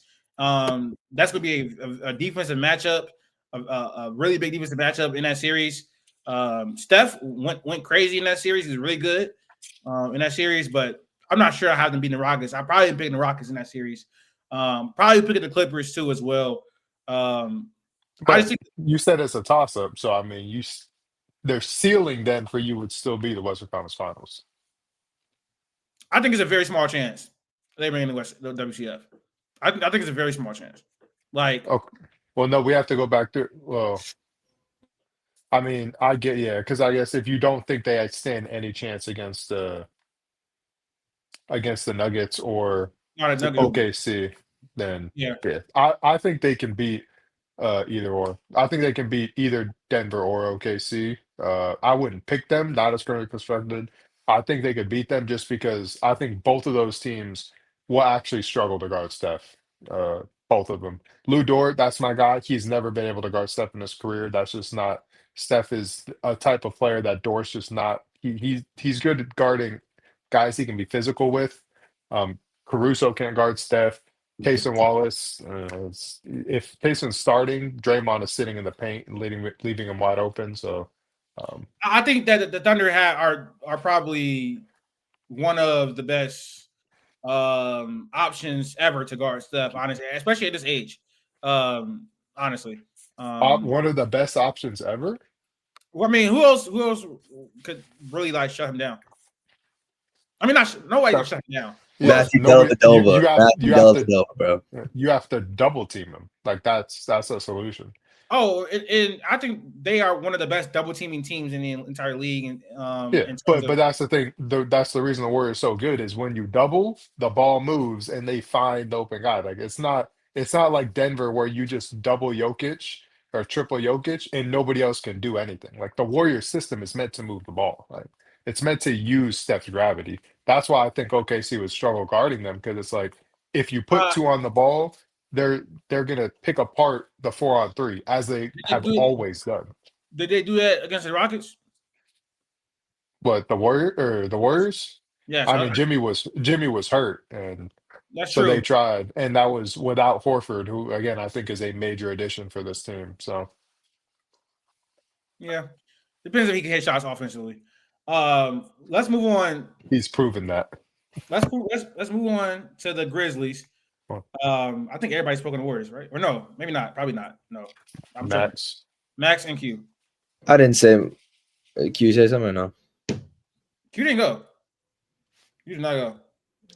I don't have much to say on this team. I think that all these teams are semi-similar at a certain point in time. Yeah. Where it's like if the draw is favorable, if injuries go in their way, they could make a little bit of noise. This team just has Steph Curry, so I think it kind of means that much more. But yeah, I mean, with Jimmy, with Draymond, I'm still kind of on the fence on how this team is looking. With the depth, you're relying a lot on Kuminga to hopefully step up into that role that he's never done before.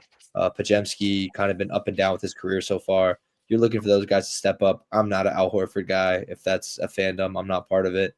I think he'll contribute. Oh, are you disrespecting Al Horford? I feel like I've been doing that for years. Al Horford's whatever, man. I'm not. Well, okay, hold up. Max might not know ball. Like this is the first I'm hearing. Like if you can't appreciate Al Horford, then you can't appreciate like the nuances of playoff He just annoys me as basketball. a person. Like who are your guys in the Eastern Conference? Like I don't have a list of 30 guys in the Eastern Conference. okay, but do you have like one like Joel Embiid or Giannis like in the East?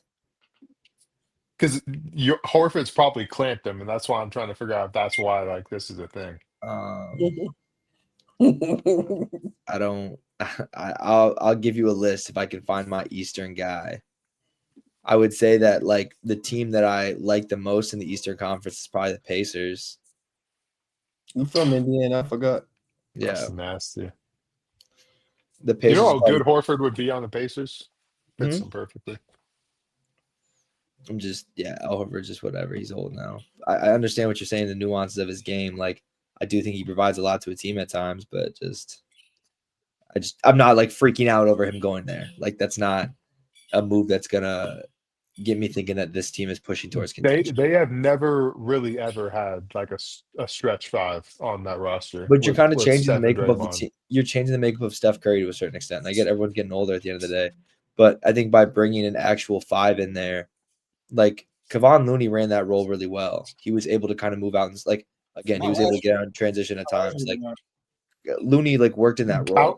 Out in transition. Like, Horford literally grabs the rebound and pushes the ball in transition. I don't think he's like you're changing the entire makeup of the team. Like you're making the team slower. Than Kevon Looney? Yeah. Why is that like I don't think Al Horford is like that's crazy. Like Kevon Looney is not fast. I'm just like you're gonna be a slow team. They're not gonna be slower because Al Horford. The way I'm thinking about how the Warriors just made up, obviously you had Kevon Looney running the 5 or you had Draymond in, and it was two different lineups. And again, they'll still do that at the same time. Like, are you talking about the value of the pick and pop with Al Horford? Like in Steph, is that kind of where you're seeing the value from?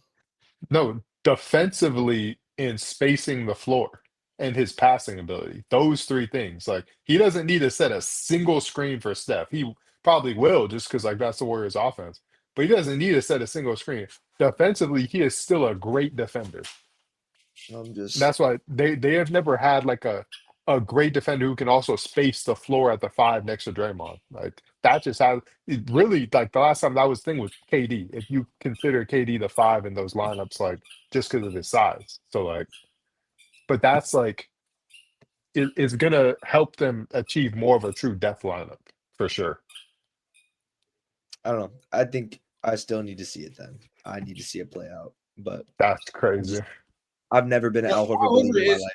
So. Al Horford is arguably the best true center they've ever had in a sense. Yeah, I agree. They've also I feel like I mean maybe Boogie, but I mean I think it is Boogie, but he never got a fair try. They never went for a center. They never like JaVale McGee, Zaza Pachulia. James Wiseman. They tried to change Wiseman. They went for a center. Yeah. He just wasn't good. Failed. That was an obvious fail.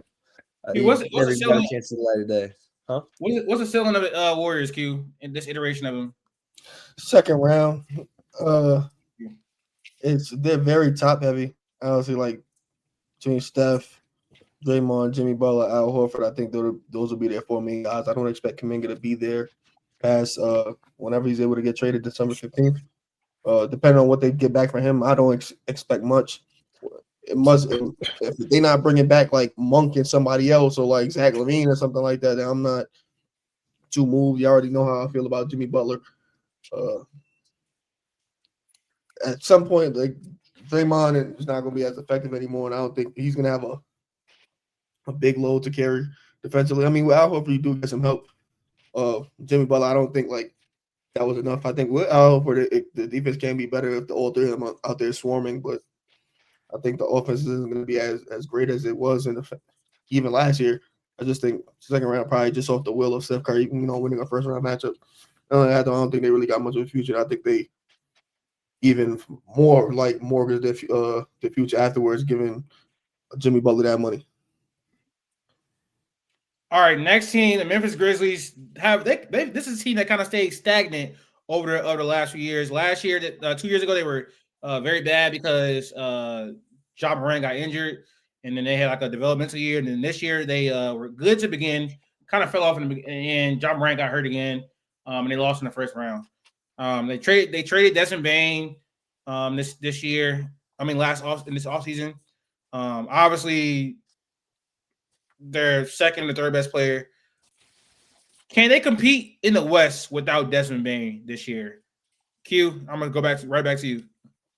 I do not think they can compete in the West, but I don't think it's because of not having Desmond Bane. They weren't able to compete with him. Definitely not gonna be able to compete without him. But also, I couldn't think of nothing else to really ask. their two best players are also injury prone. I think JJJ is out right now. No, he came back. Oh, he came back. Oh, that's cool, but obviously he can always go down. Same thing with Ja Morant. He can either go down or he could get suspended. He's hurt right now, Jaws. You know what I'm saying? So, and then you try to get it back with the area. Like, obviously, like KCP is like, I guess Desmond being super light, and then they did draft another, basically a replacement. But he still gonna have some ways to go. Signing Ty Jerome, cool. I guess that could help during the regular season, just alleviate the load off of Ja Morant. But I just don't think they have enough to compete right now. Who else? KD, you a Ja guy. Is he gonna get his team back to the playoffs like this year? Like, No, this for me, this is a rebuild type of year for the Grizzlies. I don't think just based off the injuries they already had, plus how stacked the West is, I think it's too much to ask for them. The roster isn't even really that good. It's just Ja and Jaren Jackson Jr. and beyond them, it's kind of like guys who are just okay, just decent. Like maybe you have something. Like I like Jalen Wells, but he's going to be a sophomore. Um, Edie, I do not like. Brandon Clark injured always. So I think this is very much more of a rebuild type of season than like a contending, competing season for Memphis. I'm missing somebody. Yeah. I think Memphis Grizzlies' future isn't really bright. Their franchise player cannot stay healthy. And honestly, he stagnated as a player, to be honest. I don't think he's really improving as a player over the last 2 seasons. Not drastically, at least, not significantly, at least. I mean, there needs to be a caveat with that. Like he basically didn't even play the season before, so you can't even say that. Last year, but like what in 2023, do you think what did he improve on? You mean from 2022 to 2023? Hmm?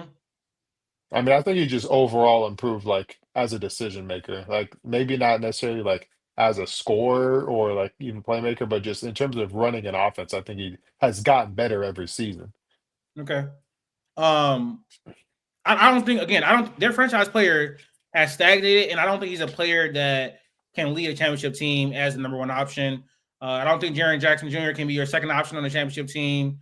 Probably not with his struggles with rebounding, his struggles with taking advantage of mismatches consistently in the playoffs. This team just doesn't have they don't have a pathway to compete for a championship. Not right now, at least. And I don't know how they're going to get there, honestly. It kind of feels like they're going to rely on getting a high draft pick somehow or receiving outlier development from a Cedric Coward or a Jalen Wells, something like that, which I just don't foresee. This team future isn't one of the bleakest in the league, but I also don't see them having a pathway to a championship as long as Ja Morant is their franchise player or Jaren Jackson Jr. is the second option on this team. Unless they trade for some guy like that's better than those two. And that's kind of simplistic, but as presently constructed with Ja as their franchise player, I don't see a pathway for them to be a championship team like anytime soon. You got You're something to say? hearing it. You're hearing it here first. AJ Dabanza, Memphis Grizzlies. It's gonna happen. If they do that, yes, they can win a championship. It's gonna happen. AJ can be better than Ja Morant. Yep. But it's like, why would the NBA send him there? Like, I don't know. Like he's kind of in Utah because he's they send Flag to Dallas. Like that's true. I mean, is Dallas aren't they one of a big market or am I tripping? They're not. They're not a middle big of the market, but they're not a big free agent destination. Right. So, yeah, I don't see a pathway for this team to compete for championships anytime soon. They're kind of in this place where they could be a competitive team, made the playoffs a few years, but actually going the distance, nah, I don't see it. Cute. I don't know if you already went. Is Memphis? Yeah. Yeah, I went first. Okay, Max. I mean, like they're 2 years removed from being like a top 2 seed with a similar-ish roster, but Lost in the first round. Just saying, regular season wise,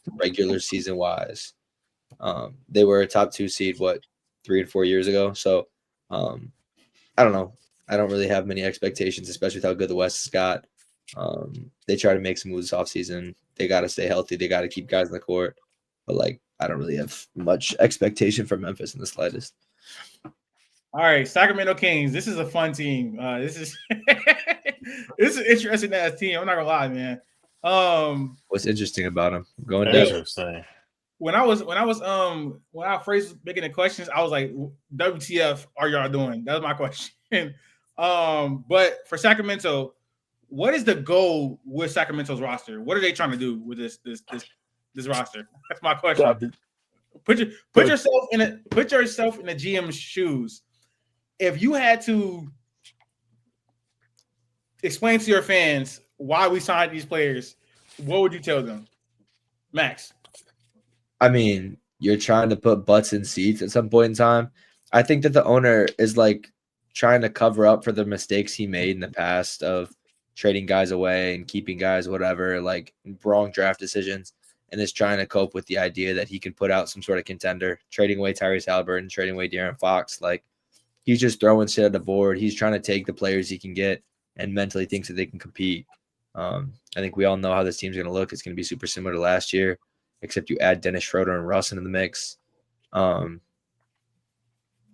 lot of wings. Who's their starting set? What centers they have? Is Rashawn Holmes still on the team? Mm-hmm. I don't think so. No. He hasn't been on the Kings in like they lost years. Jonas Valanciunas, so it's like, who is their starting center? They got Dylan Carwell. The Kings? Who was the Kings center rotation? The bonus, Dylan Carwell. We know what a starting center is. Like, no. I'm saying who is a backup big on their team? I can't think of it. Dylan Carwell. So I'm like trying to like again. They have a lot of wings. Trey Lyles on the team, right? He's not a center. They got a lot of wings. A lot of guys who. Oh, Drew Eubanks. I don't even think they have a lot of wings. A lot of guys who just way past their prime. I feel bad. They got two. They got Nick Clifford. My dog. What about that? Well, you said if they don't have a lot of wings, I think they got 3. No, I'm saying they do. Sorry, they do have a lot of wings. That's what I'm saying. They have. I said they don't. Got you. I think it's just really Keegan and. I'm not saying they're good. I'm just saying they have a lot Zach of guys. Levine. They got DeMar DeRozan Who play the wing position. DeMar guard. I'm saying they have a lot of players who play the wing position, and they're just stuffing it at this point in time. DeMar guard. I don't know. The Kings have been bad, the same team for years. This is some of the worst roster building GMing in NBA history. Not because they don't have talent on the roster, but this talent doesn't fit together or make sense whatsoever. It's actually disgusting what they're doing right now. The Kings are robbing Nick Clifford, Keon Ellis, Devin Carter. Why are you trying to slide Nick Clifford in there like that? Like, He's like that. What are you talking He's about? not like that. Yes, he He's is. Devin not. Carter. They're robbing Devin Carter, Keon Ellis, Nee Clifford, other guys of reps and minutes to employ Russell Westbrook, Dennis Schroeder, DeMar DeRozan, and the rest of the guys. Like, this team has no direction. They have no future. They don't have a blue chip talent on the roster at all. They're not going to be competitive. That roster just makes no type of sense whatsoever. They have a bunch of guys that need the ball to score, that can't defend and can't shoot. It's a terrible roster. It makes literally no sense whatsoever. I don't think there's much else to be said. The Sacramento is one of the worst ran organizations in all of professional sports. They had one good year in 2023. Outside of that, for my whole life, they have been dog shit. They make terrible decision after terrible decision. They need to try to trade Zach LaVine, but nobody's going to want him. They need to try to trade Sabonis. Maybe a team wants him. I wouldn't. This team is the epitome of empty sets, of not impacting winning, and they're the Bulls of the West, the Raptors of the West. Like, that's pretty much what they are. It's a complete shit show right now in Sacramento, and I feel very bad for their fans because you have nothing to look forward to. Not only is a team like, not only does the team not make sense, but still has talent on it, they're still gonna be bad. Like, that's like, they have talent on this roster. They have players that can be effective in other places, but together it makes no sense, and so they're gonna be terrible this year. They're not gonna make a play in. They're not gonna be mid. They're gonna be one of the worst teams in the league. KD or Q, one of y'all. Yeah, this team is not going to be good. They're gonna compete for a while, but eventually at the trade deadline, they're gonna see they're not doing anything and get rid of everybody. 9 times out of 10, that should be the move. I don't know if they can do that though. I don't know if they can. Like, Zach LaVine, pretty hard. They might have to take pennies on the dollar just to get him off the roster, but Zach LaVine can help somebody else. I think DeMar DeRozan could kind of help somebody else. Sabonis help another team. Like, I think those 3 players can help another team. Nobody's really going to trade for Westbrook. Maybe somebody will probably trade for Dennis Schroeder at trade deadline just for a boost on the bench for backup point guard. But other than that, they're going to have to take their lumps and just draft somebody next year. But this year, they're just going to be selling off pieces. They're not a good organization, not a good team. They're probably going to be a bottom 3 team in the West. Yep, they're one of the worst organizations in basketball. Like, and that's been known for decades.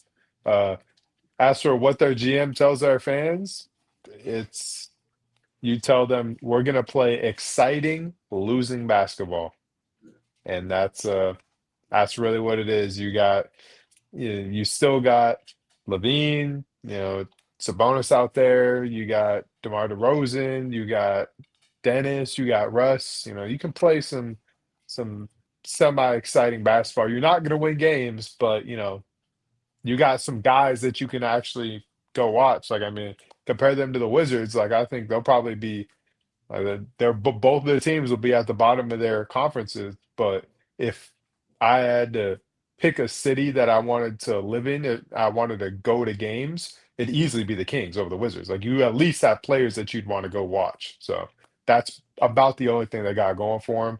I honestly think that's really what the Kings like GM is shooting for too. Like, because that arena, like they pack the stands when you got guys like to root for. And so that's the only way I can make sense of anything they've done with this team. The Dallas Mavericks were blessed with Cooper Flag this offseason. After trading Luka Doncic, like, to shock the whole world, they traded Luka Doncic and rewarded with Cooper Flag, one of the most complete prospects in NBA draft history, and the clear number 1 pick in this draft. What are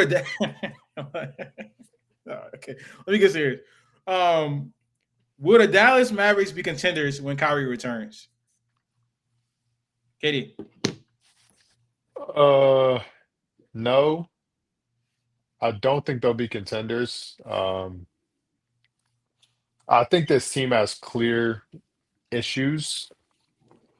As it stands right now, they have a very obvious problem in terms of who do we start for offense or defense. Right now, and they've shuffled things around in the preseason. At first, it was D'Lo, Clay, Flag, AD, and Lively. Flag, AD, and Lively, I think, are kind of stamped to be starters. I don't think that they're going to. They're definitely not benching Flag or AD. Those two are stamped. I don't think they're going to move AD to the 5.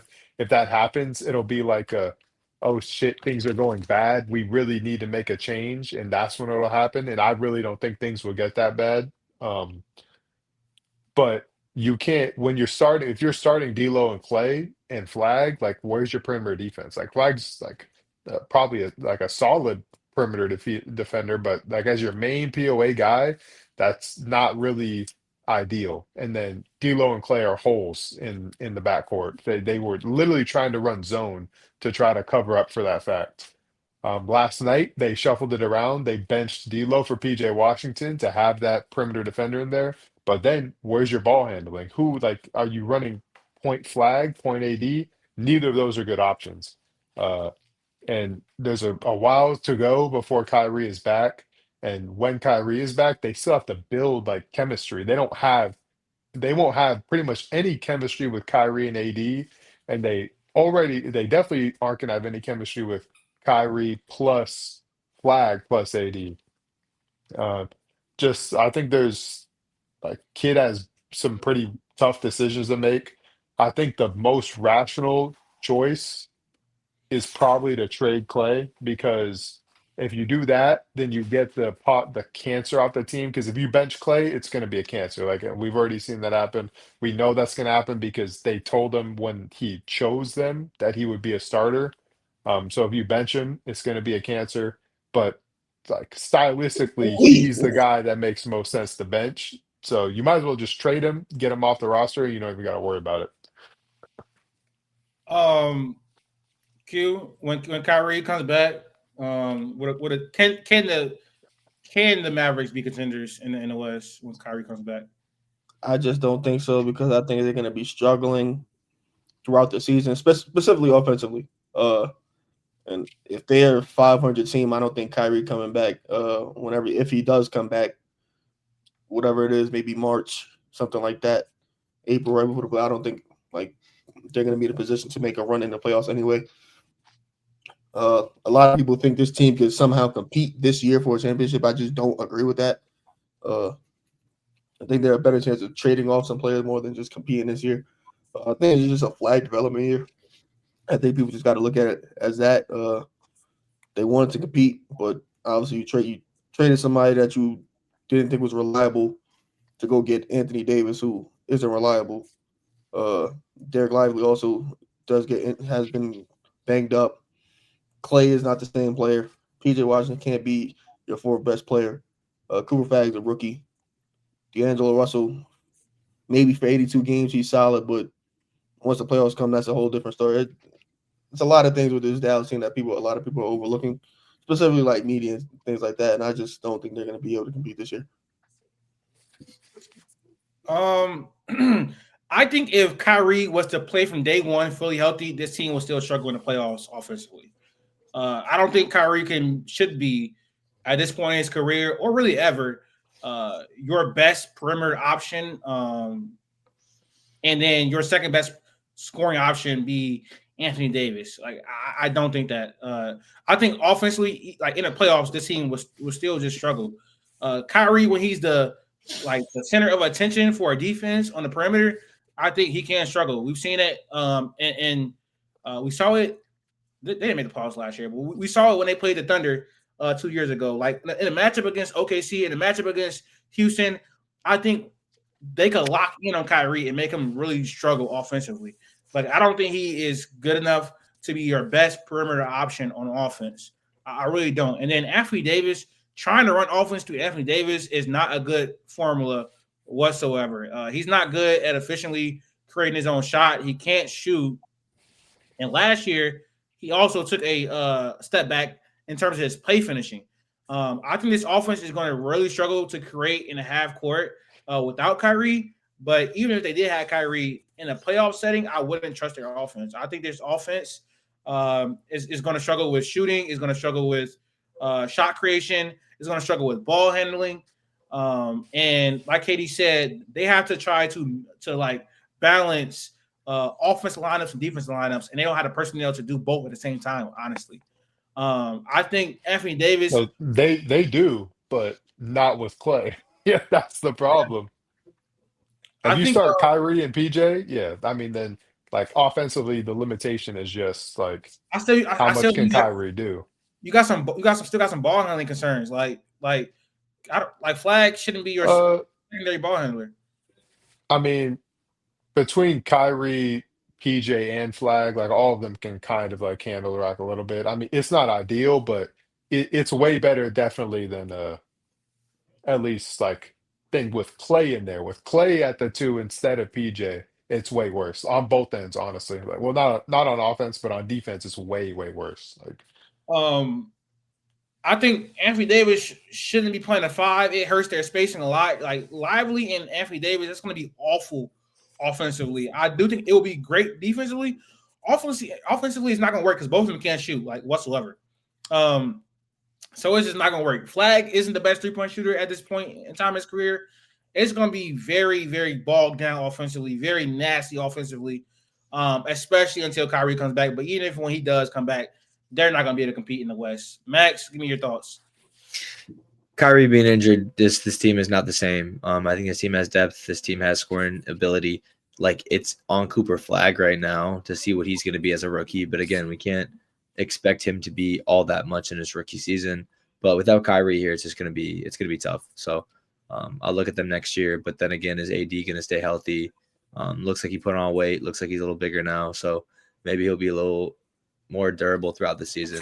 But I think this is the time you're looking for next year. Cooper Flag's a year in. Kyrie's healthy. All right, moving on to the Phoenix Suns. They lost Kevin Durant and traded him this offseason to the Houston Rockets. I don't think you watched his score right there. He did not. he did. No way they can say he controlled that ball. Can Phoenix surprise teams in the West this year? That's a drop. No. That's a This is drop. it's gonna be the same thing as Devin Booker in the Boston Celtics locker room holding up the 71 points or whatever that he did.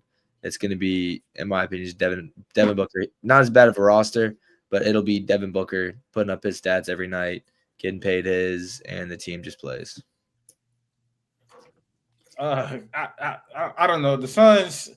I want to get them their due diligence. So I'll say that this year they should be focused on Kamam Al-Wash's development. I like the flashes I've seen from Kobe Brea, from I'm blanking on his name. Rasheer. I like what I've seen defensively from Rasheer Fleming. Kamon has had up and down preseason, but the flashes have been really nice. Dylan Brooks brings culture. Jared Butler had a good game. Looks like they're gonna be trying to run, like play faster and stuff like that as well. So I'll say that I want to give them that due diligence. They have some stuff, like their future isn't like the darkest. They got Kamon, who I think is going to be a good center in this league. They got Kobe Brea, who I think would be a nice piece off the bench. That's pretty. Mark Williams could be Mark Williams. Yeah. So they got a pretty bright future. Mark Williams, I think. Mark Williams.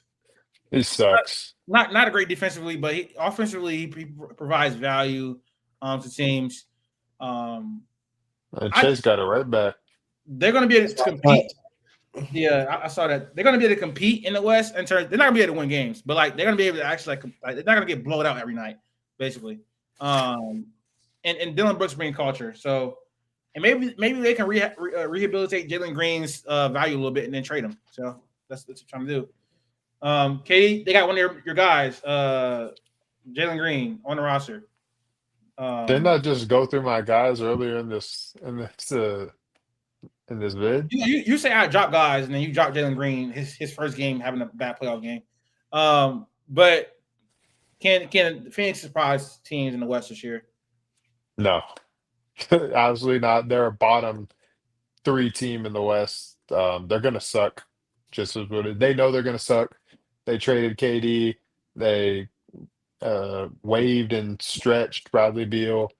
They know they're gonna suck. They're not. I don't even think they're looking to compete. They're probably gonna be looking to trade some guys. Dylan Brooks, I think, was probably someone who will get traded come deadline time. Yeah, beyond that, Mark Williams, Nick Richards, Dylan Brooks. I got guys that will definitely be getting traded. So yeah, I mean, given that, it's just you just kind of cruise, see what you got, like with your young guys. The like you said, the highs, the flashes for Malawash have looked actually really good. We'll see with the other guys. Jalen Green, who knows? But yeah, it's not. I don't think this will be a season where there's like filled out arenas for Suns games. Q. I like Devin Booker. He's one of my favorite players. I just think this is going to be a season where they're going to end up having to realize they're going to have to trade him, so that way they can have an even better future. Because I don't think, especially on the time like Devin Booker, at one point was like one of the youngest stars in the league. At this point, he's like smack dab in the middle of his prime. And this team is probably like 2 years away at minimum from competing. So I think they got probably gonna having to trade him. They could try to get the assets to build around the commands, maybe Jalen Green if he shows something, and then if they get a good enough draft pick from whatever trade they make for Devin Booker, and then get a top prospect in next year's draft. Other than that, I don't see an avenue for this team really competing. I think at best they'll hover around like the play-in or right below, and that's about it. Yeah. Max, I think you already said no, right? All right. I said they'd be bad. Portland Trailblazers were competitive at certain points last year. They had a really good run to end the year. I think their defense to end the year was really good. They picked up Damian Lillard, who's out for the year, but he's a culture guy. They got Drew Holiday as well in a trade. Let me see. What's my question for them? It's kind of similar. Okay, will the Portland Trailblazers make a jump this year? In the standings or as a team? In the standings, as a team, whatever you want to do. I'll say no in the standings, just because I honestly don't think that there's much room for them to jump. I think San Antonio is a better team than them this year, and I'd probably take a healthy New Orleans over them as well. And I don't think many teams are falling under them. Maybe Sacramento blows up, maybe Phoenix blows up. So I still think they're at the lower end of the Western Conference. I think Dame is still obviously not the Dame that he used to be. He'll be the entire year he's out. So I really don't think that it's going to be that much of a good year for them. Development for their guys. Clean will get better. See more from Shaden Sharp. Hopefully get more from Scoot. Drew will be fine playing night in, night out. But without Dame especially, it's just you're not really expecting much from this team. I expect them to be bottom 2 or 3 in the Western Conference. I agree. They did, show strides towards the end of the season, but they finished above the Spurs, and we're going to talk about the Spurs next. Obviously, I think if any team is going to take a jump, it's going to be them. And I don't think Portland's going to be better than the Suns, so they're pretty much going to be probably finish worse than they finished last year due to the 1B jump.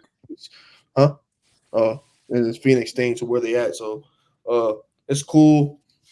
It's third year for Scoot Henderson. Usually around the time where you just start thinking about trying to give him an extension. So got to see what he got. Got to see what you got in Donovan Clingan, Hanson Yang, Denny Alves. You got a bunch of players. Sharp. You got a bunch of players that you got to see who's going to really be there. Obviously, you still got to get rid of Matisse and Jeremy Grant. Everything other than that is just a year that you just got to try to figure out who's going to be there for your future. What? Get rid of Matisse? He's not going to be part of their long-term future. Like it's just not going to be. He got a touchdown. He's better off on a team that Matisse is better off on the Lakers than he is on Portland. Like, you know what I'm saying? He does more. He does more for the Lakers than he does for Portland. He does, but I think he fits Portland's identity. So As a I think they defensive would team, like yeah, him. as a defensive culture and team, and him be able to knock down that corner three, yes, like he fits. But is he going to be Yeah, one of he's your five worth best more players? to another team than he Yeah, is to that's what I'm saying. Portland. Like Yeah, you could yeah. you if it came down to keeping him or getting something of value from him from like a Lakers or another team, I would rather just trade him off. Yeah. I don't think they will. But I'm gonna save my Trailblazers for our standings. I mean, I'm Yeah, probably on the same page as you. I mean, their defense is going to be very, very special. I think it's going to look like it was. It's gonna be top 5 in the league, probably. How Yeah, much like do y'all want to put money on this? what? That they're top 5 defense? Yeah, I do top I'll put 10. money on it. I'll put money on top 5. I'm gonna give you the over under on it at 7.5, just to give you some breathing room. I'll do that. All right. I'll take that. The 20 over 50. 50? yeah. 50? All right. I'll do 50. Over under 7.5. So if it's 8, if Oh. they're the 8th best defense, I win. Okay, Yeah. cool. I'm putting on there. Let me write that down right now. Their defense is going to be very, very good. Offensively, is more questions, but they have some talent on this roster. They have some depth on this roster.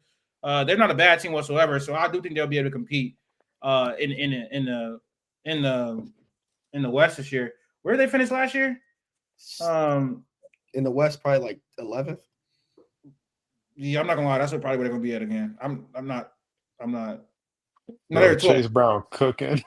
They were 12th, so they're gonna be a little bit better than where they were last year. Spoiler alert. All right, next team, San Antonio Spurs. Victor Wembanyama is coming back from a season-ending injury. De'Aaron Fox coming back from a season-ending injury. They added Luke Cornett. They added Dylan Harper as well. My guy. They added Carter Bryant as well.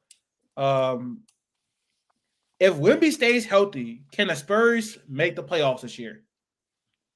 Katie. Yes, absolutely.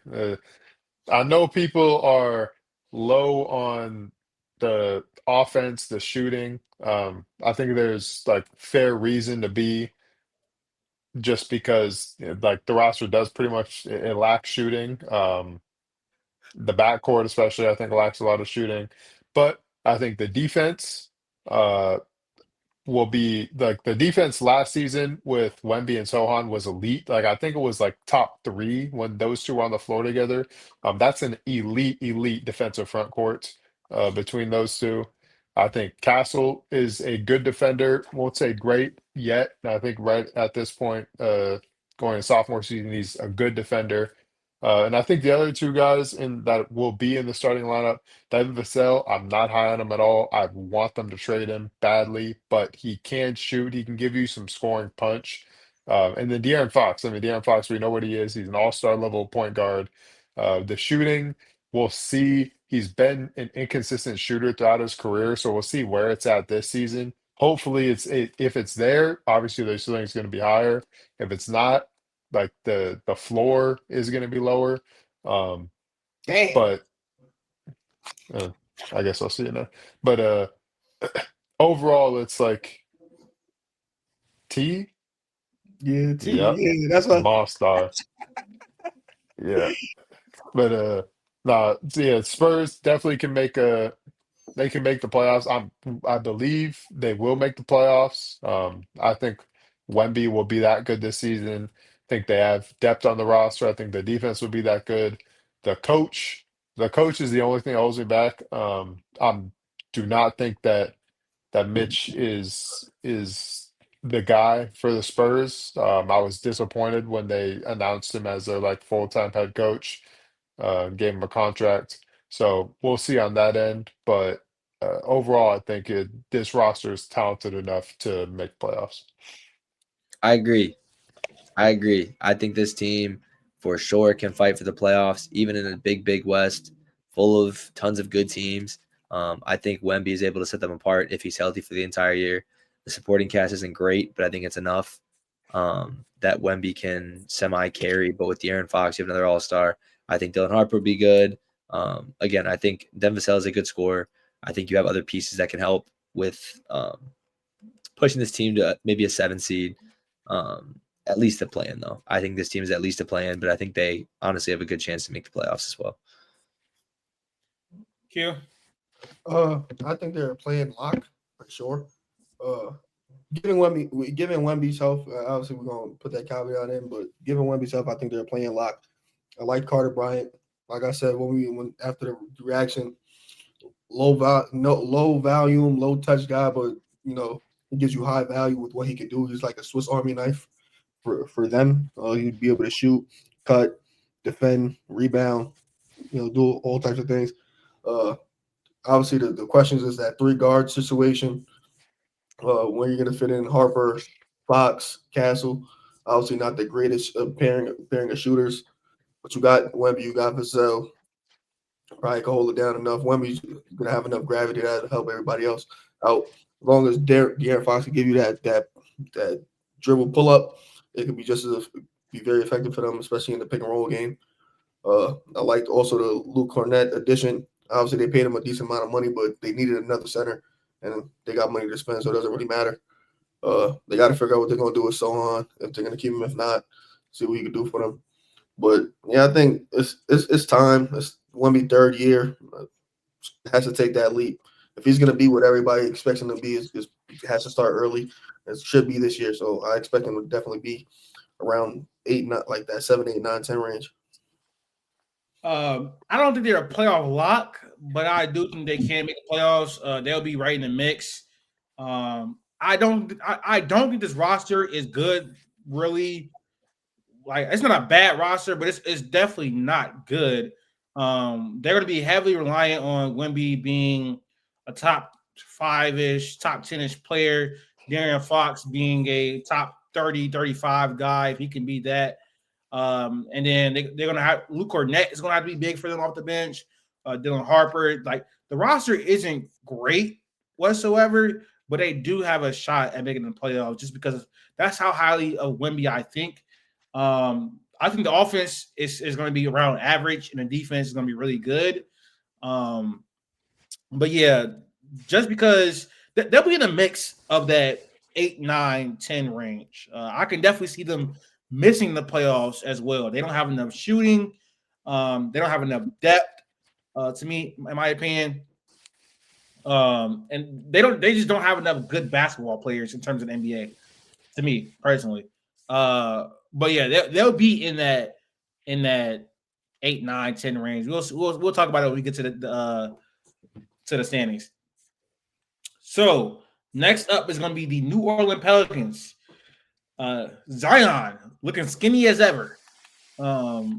Jeremiah Fears in the draft. Derek Queen in the draft. Hopefully he can get on the court pretty soon. Traded for Jordan Poole. Signed Kevin Looney as well, I believe.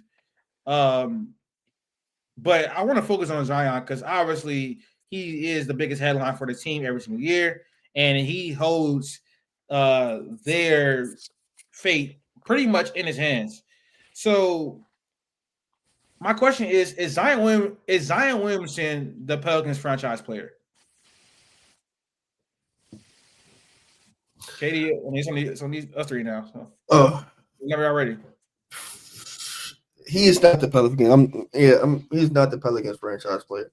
I think he has the ability to be a franchise player. I just don't think it will be for the Pelicans.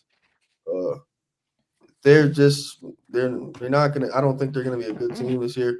Like I said about the same thing with the Raptors. I think they're a team that has a bunch of players at every position, but they don't necessarily fit together well. Like I think Trey Murphy could fit next to anybody. I think Herb Jones is a great player. He could fit on any team, but I don't think necessarily like Herb, Trey, Zion, Jordan Poole, Jeremiah Fears, Derek Queen. I don't think they all fit together on the same roster and could coexist and they could be a winning basketball team. I think Zion's a great player when healthy and is on the court. He could do he's offense in himself, but I think there's other parts of the team just lack in like certain areas. I just don't think they're a good cohesive team. By midseason, I think they're just going to be trading off all the players that they have on contract and just try to get younger. But the thing is, it's difficult for them because they can't really afford to tank because they traded their pick next year. So it's like they'll just be helping out the Hawks. Does that really matter to them since they're in the West? Maybe, maybe not. But yeah, they don't really have no incentive to tank. But I don't think they're going to be good enough to not tank. So I'm not gonna lie. I still believe in Zion Williamson. I still believe in him. I think he still has a potential to be a top 10 player in the game of basketball.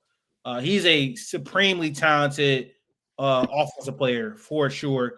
And his defense hasn't been great historically, but it's been about average over the last like 2 years or so.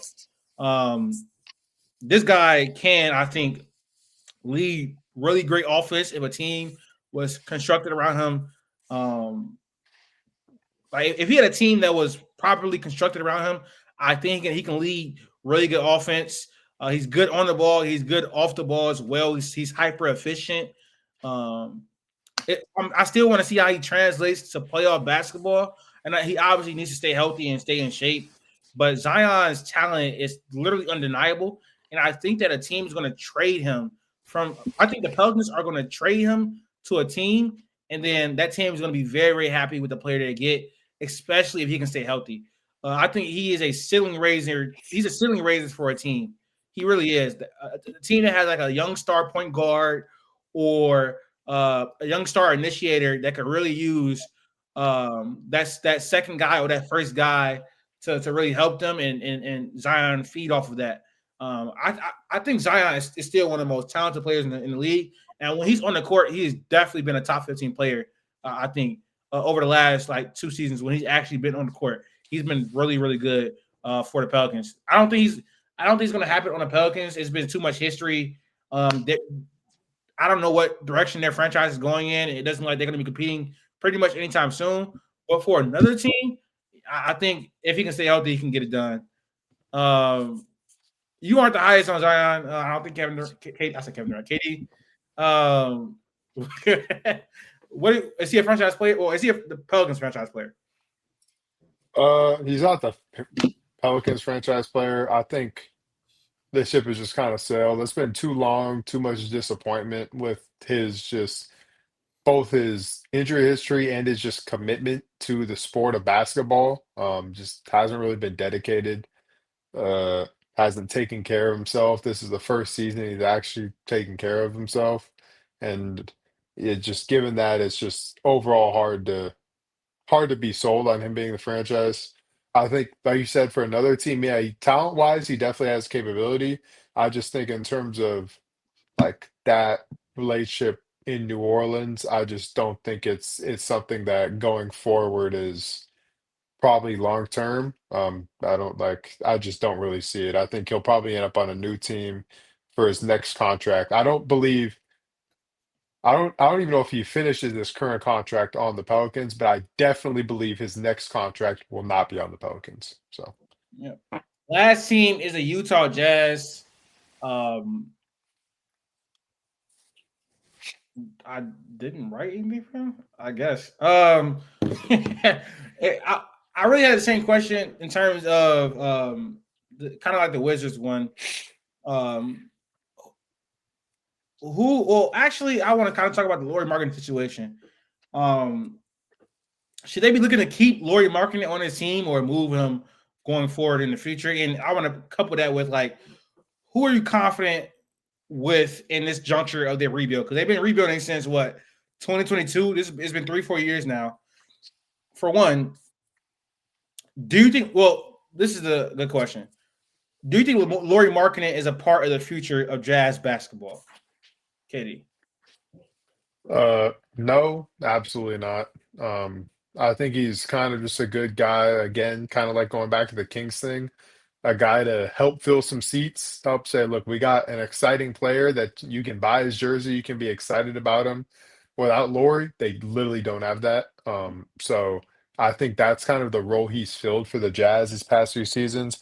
And for smaller market teams, that does have some merit. It's not as black and white as just full tank or don't. Like these are still like it's NBA as a business. But Laurie, I think, has reached the end of his like need or his use in Utah. I think you trade him now while like his value won't really get any higher. If anything, it'll just get lower than it is. So you trade him now, and you just kind of give more opportunity to the young guys to just see what you got with them. In terms of like who I'm high on, I don't think any of their young guys right now could be a one on a championship team. I don't see that in the future for any of them. Uh, I think Ace could potentially be a two, like if he reaches like his ceiling could be a two. Uh, but beyond that, like a lot of the other guys is just kind of just don't really know how much is there. And so it's a lot of pieces I feel like that are some guys who can be solid, like you use them as building pieces, like you build around a star with them, but they don't have the star, and that's what they need to be focused on getting. I pretty much agree with you. I think Ace can be a good player. I'm not sure if he'll be a two or not. But Lauri Markkanen should have been traded on the team. They wasted his value when it was at an all-time high. When they could have traded him and got good assets back for him. Now I think his value is diminished. Outside of I like Lauri as a player though. He's cool. I think he got some flaws. Like he's not the greatest defender. He's not the greatest in terms of creating his own shot or anything like that. He's more so an off-ball guy. The rest of the young core, I like Kyle Filipowski. I like Kyle Filipowski a lot offensively, actually. I like Walter Clayton Jr. I think Ace would be a good player, but I don't like the rest of their core. I think they've had some misses. But yeah, I think they should have just been traded Lauri. But this year should be focused on seeing who is a part of this young core. Is Keontae a part of this young core? Is Isaiah Collier a part of this young core? Is Cody Williams a part of this young core? Like, are those guys a part of the young core? That was a crazy interception. But I don't know if it's gonna stand. They on my screen look, they gave it to him. They say 2 turnovers now, and they gave it to him. That's crazy. That's not a pick. I think they said that he was down and had possession before he lost it when he hit the ground. Yeah, I would not have called that interception. DK was touching the ball and on and out at the same time. Out, yeah. I would not have called that They interception. literally just they did that for somebody like 2 weeks ago. Yeah, it was a fumble. And he touched it, yeah. Patriots game, maybe? I can't remember what game. Yeah, I'm pretty sure it was against the Bills. Like they overturned it so the Bills could get the ball. Yeah. Yeah, for Josh Allen, it's crazy. With the with the Jazz, I'm not confident on anybody really like per se in terms of like superstar potential star player. But if I had to bet on anybody on the team, obviously it'd be Ace and it'd be Flip.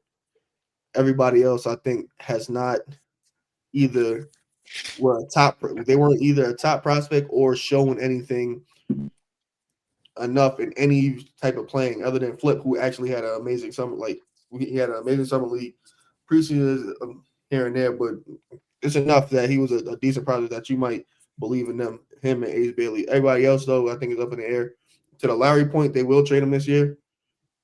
Lowry just stuck to them by trying to dangle him in the trade rumors, and he hit him over the barrel by signing that late, so that way he couldn't get traded for the year. But he will probably get traded this year somewhere, and then they could actually focus on their young core, bring in another blue chip prospect to the team, and then they could really think about a real rebuild because they've been just faking the funk the last 2 years. They've been treading water the last 2 years, basically. Mm-hmm. All right, we're almost done, you guys. Western Conference standings. So we'll go from 15 to 1 and say our Western Conference standings. I'll start off. Okay. My 15 is Utah. Same. Yep. My 14 is Sacramento. Same. I think they trade Zach LaVine, and I think all three, Zach LaVine, DeMar DeRozan, and Sabonis, get traded. Phoenix. Ooh. I think with all the people on the team, they can still be this bad. I might go 5. But my 13 is Phoenix. Sacramento. Your 13 is Phoenix? Yes. Nah, I got Portland.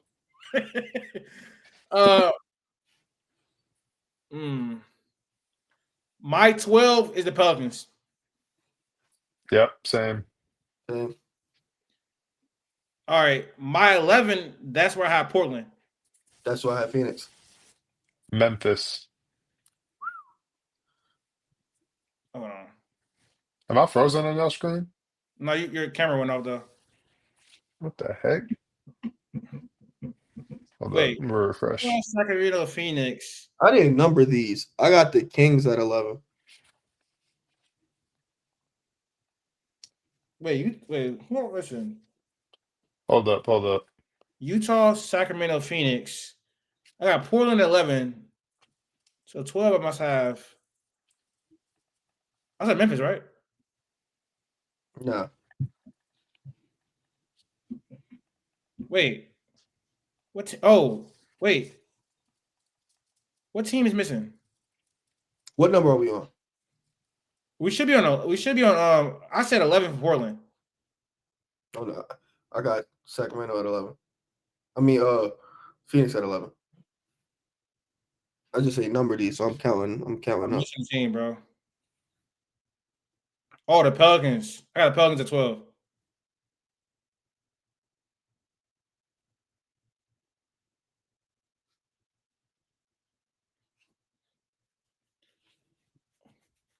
Wait, we gotta wait till KD6 come back. Did Roger score a touchdown?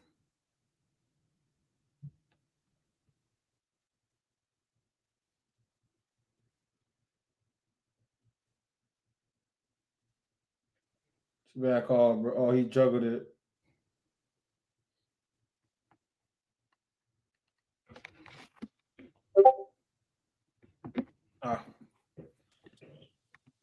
All right, there we go. All right, so 15 Utah, Sacramento 14, Phoenix 13. I had New Orleans at 12, and I had Portland at 11.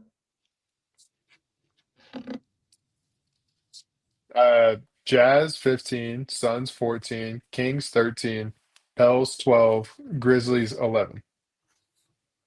Jazz, Sacramento, New Orleans, Portland, Phoenix. At 10, I have Memphis. Memphis, Trailblazers. of course. Yeah, I figured you had them playing. At 9, I have Dallas. Same. I have San Antonio here. I literally just switched them like while we were doing this, like 10 minutes ago. But at 8, I got Sacramento. I mean, at 8, I have San Antonio. Same. Minnesota.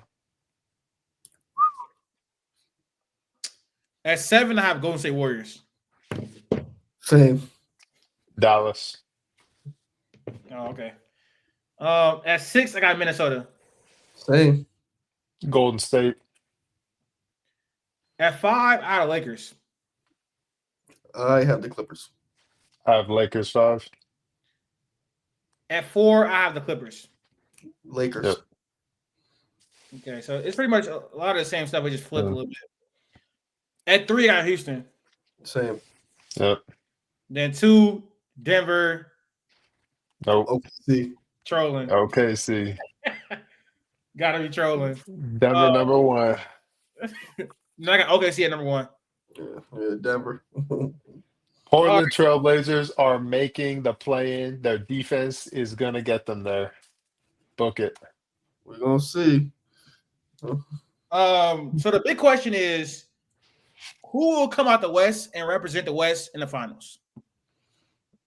I think there's an outside, not an outside shot. That's disrespectful. I think there's like a decent chance Denver makes it out the West, but I do think OKC will win the conference. Okay. You go ahead. Okay. You know what he's doing, bro. The Thunder are going back to the finals. They won't be. They might not be as dominant as last year, but maybe they will, because if they don't get injured, they could have won.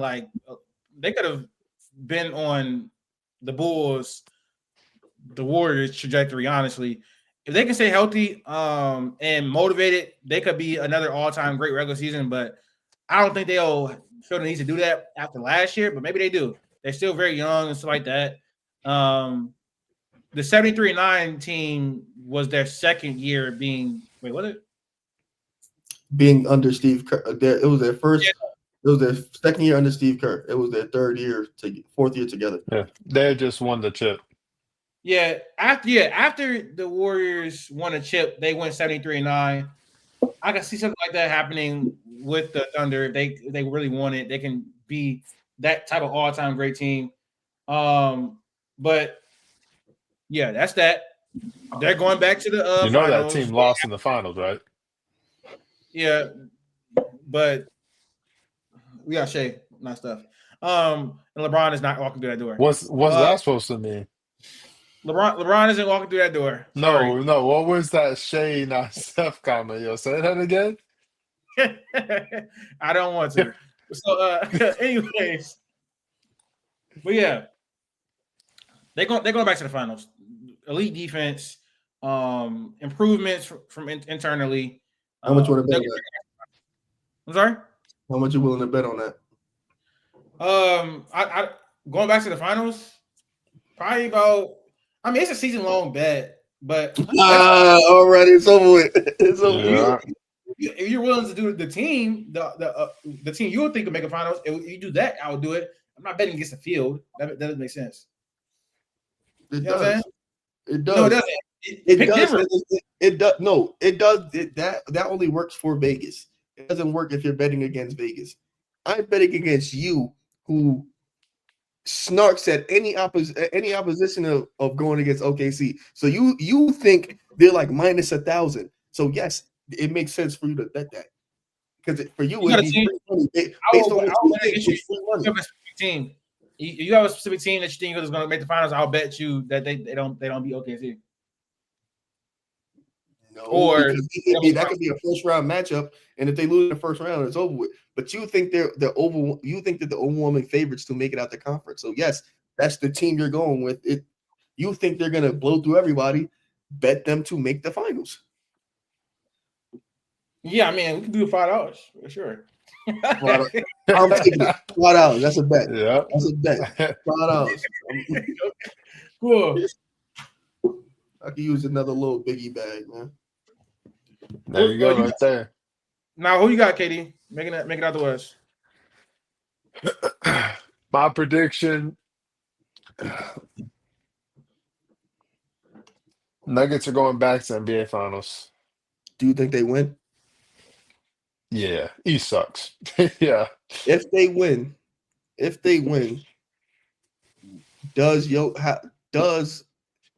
he does move up, where would he rank? He would probably be, for me, 13. He'd move up to 13, and that would be behind Wilt. Hakeem? Oh, Wilt. No, I got Hakeem much higher. But yeah, he'd be behind Wilt at 12, and then Kobe 11, and Steph 10 for me. What? Kobe Bryant 11. Yeah. Steph Curry 10. We not worried about that Shaq merchant, man. Come on now. Kobe Bryant is 11th behind Steph Curry. Yeah. I feel like that's not that crazy. Great episode. Who are the other people in front of him? It had to be Hakeem. He probably has Hakeem at 8. No, I got Hakeem. Oh man. 4th. Bron, MJ, Shaq, Hakeem, Duncan, Bill Russell, Magic, Bird. Magic at 7? Yeah. Oh man, what are we doing? What am I missing? Kareem. Did I skip over Kareem? No, Kareem is 3rd. Okay, yeah. So yeah, it's Bron, MJ, Kareem, Shaq, Hakeem, Duncan, Bill, Magic, Bird, Steph, Kobe, Wilt. And then it'll be Jokic if he wins. I don't hate it. I'm not gonna lie. Crazy. I don't hate it. I hate it. I hate it. I don't hate it. You said that was Shaq at 4 that you had at 4? Shaq? Yeah, behind Kareem. Yeah, I hate it, bro. I ain't gonna lie. Yeah, Shaq has easily a top 4 peak of all time. And I I think would there's say, a drop off after Shaq's peak. I would say top 3 peak. I have Akeem's peak higher. All right. That's gonna do it for our Western Conference preview. If you made it this far, make sure you like the video, comment, and answer your team's question. And stay tuned for our NBA award show, which should be dropping on Monday. Love y'all, and we are out.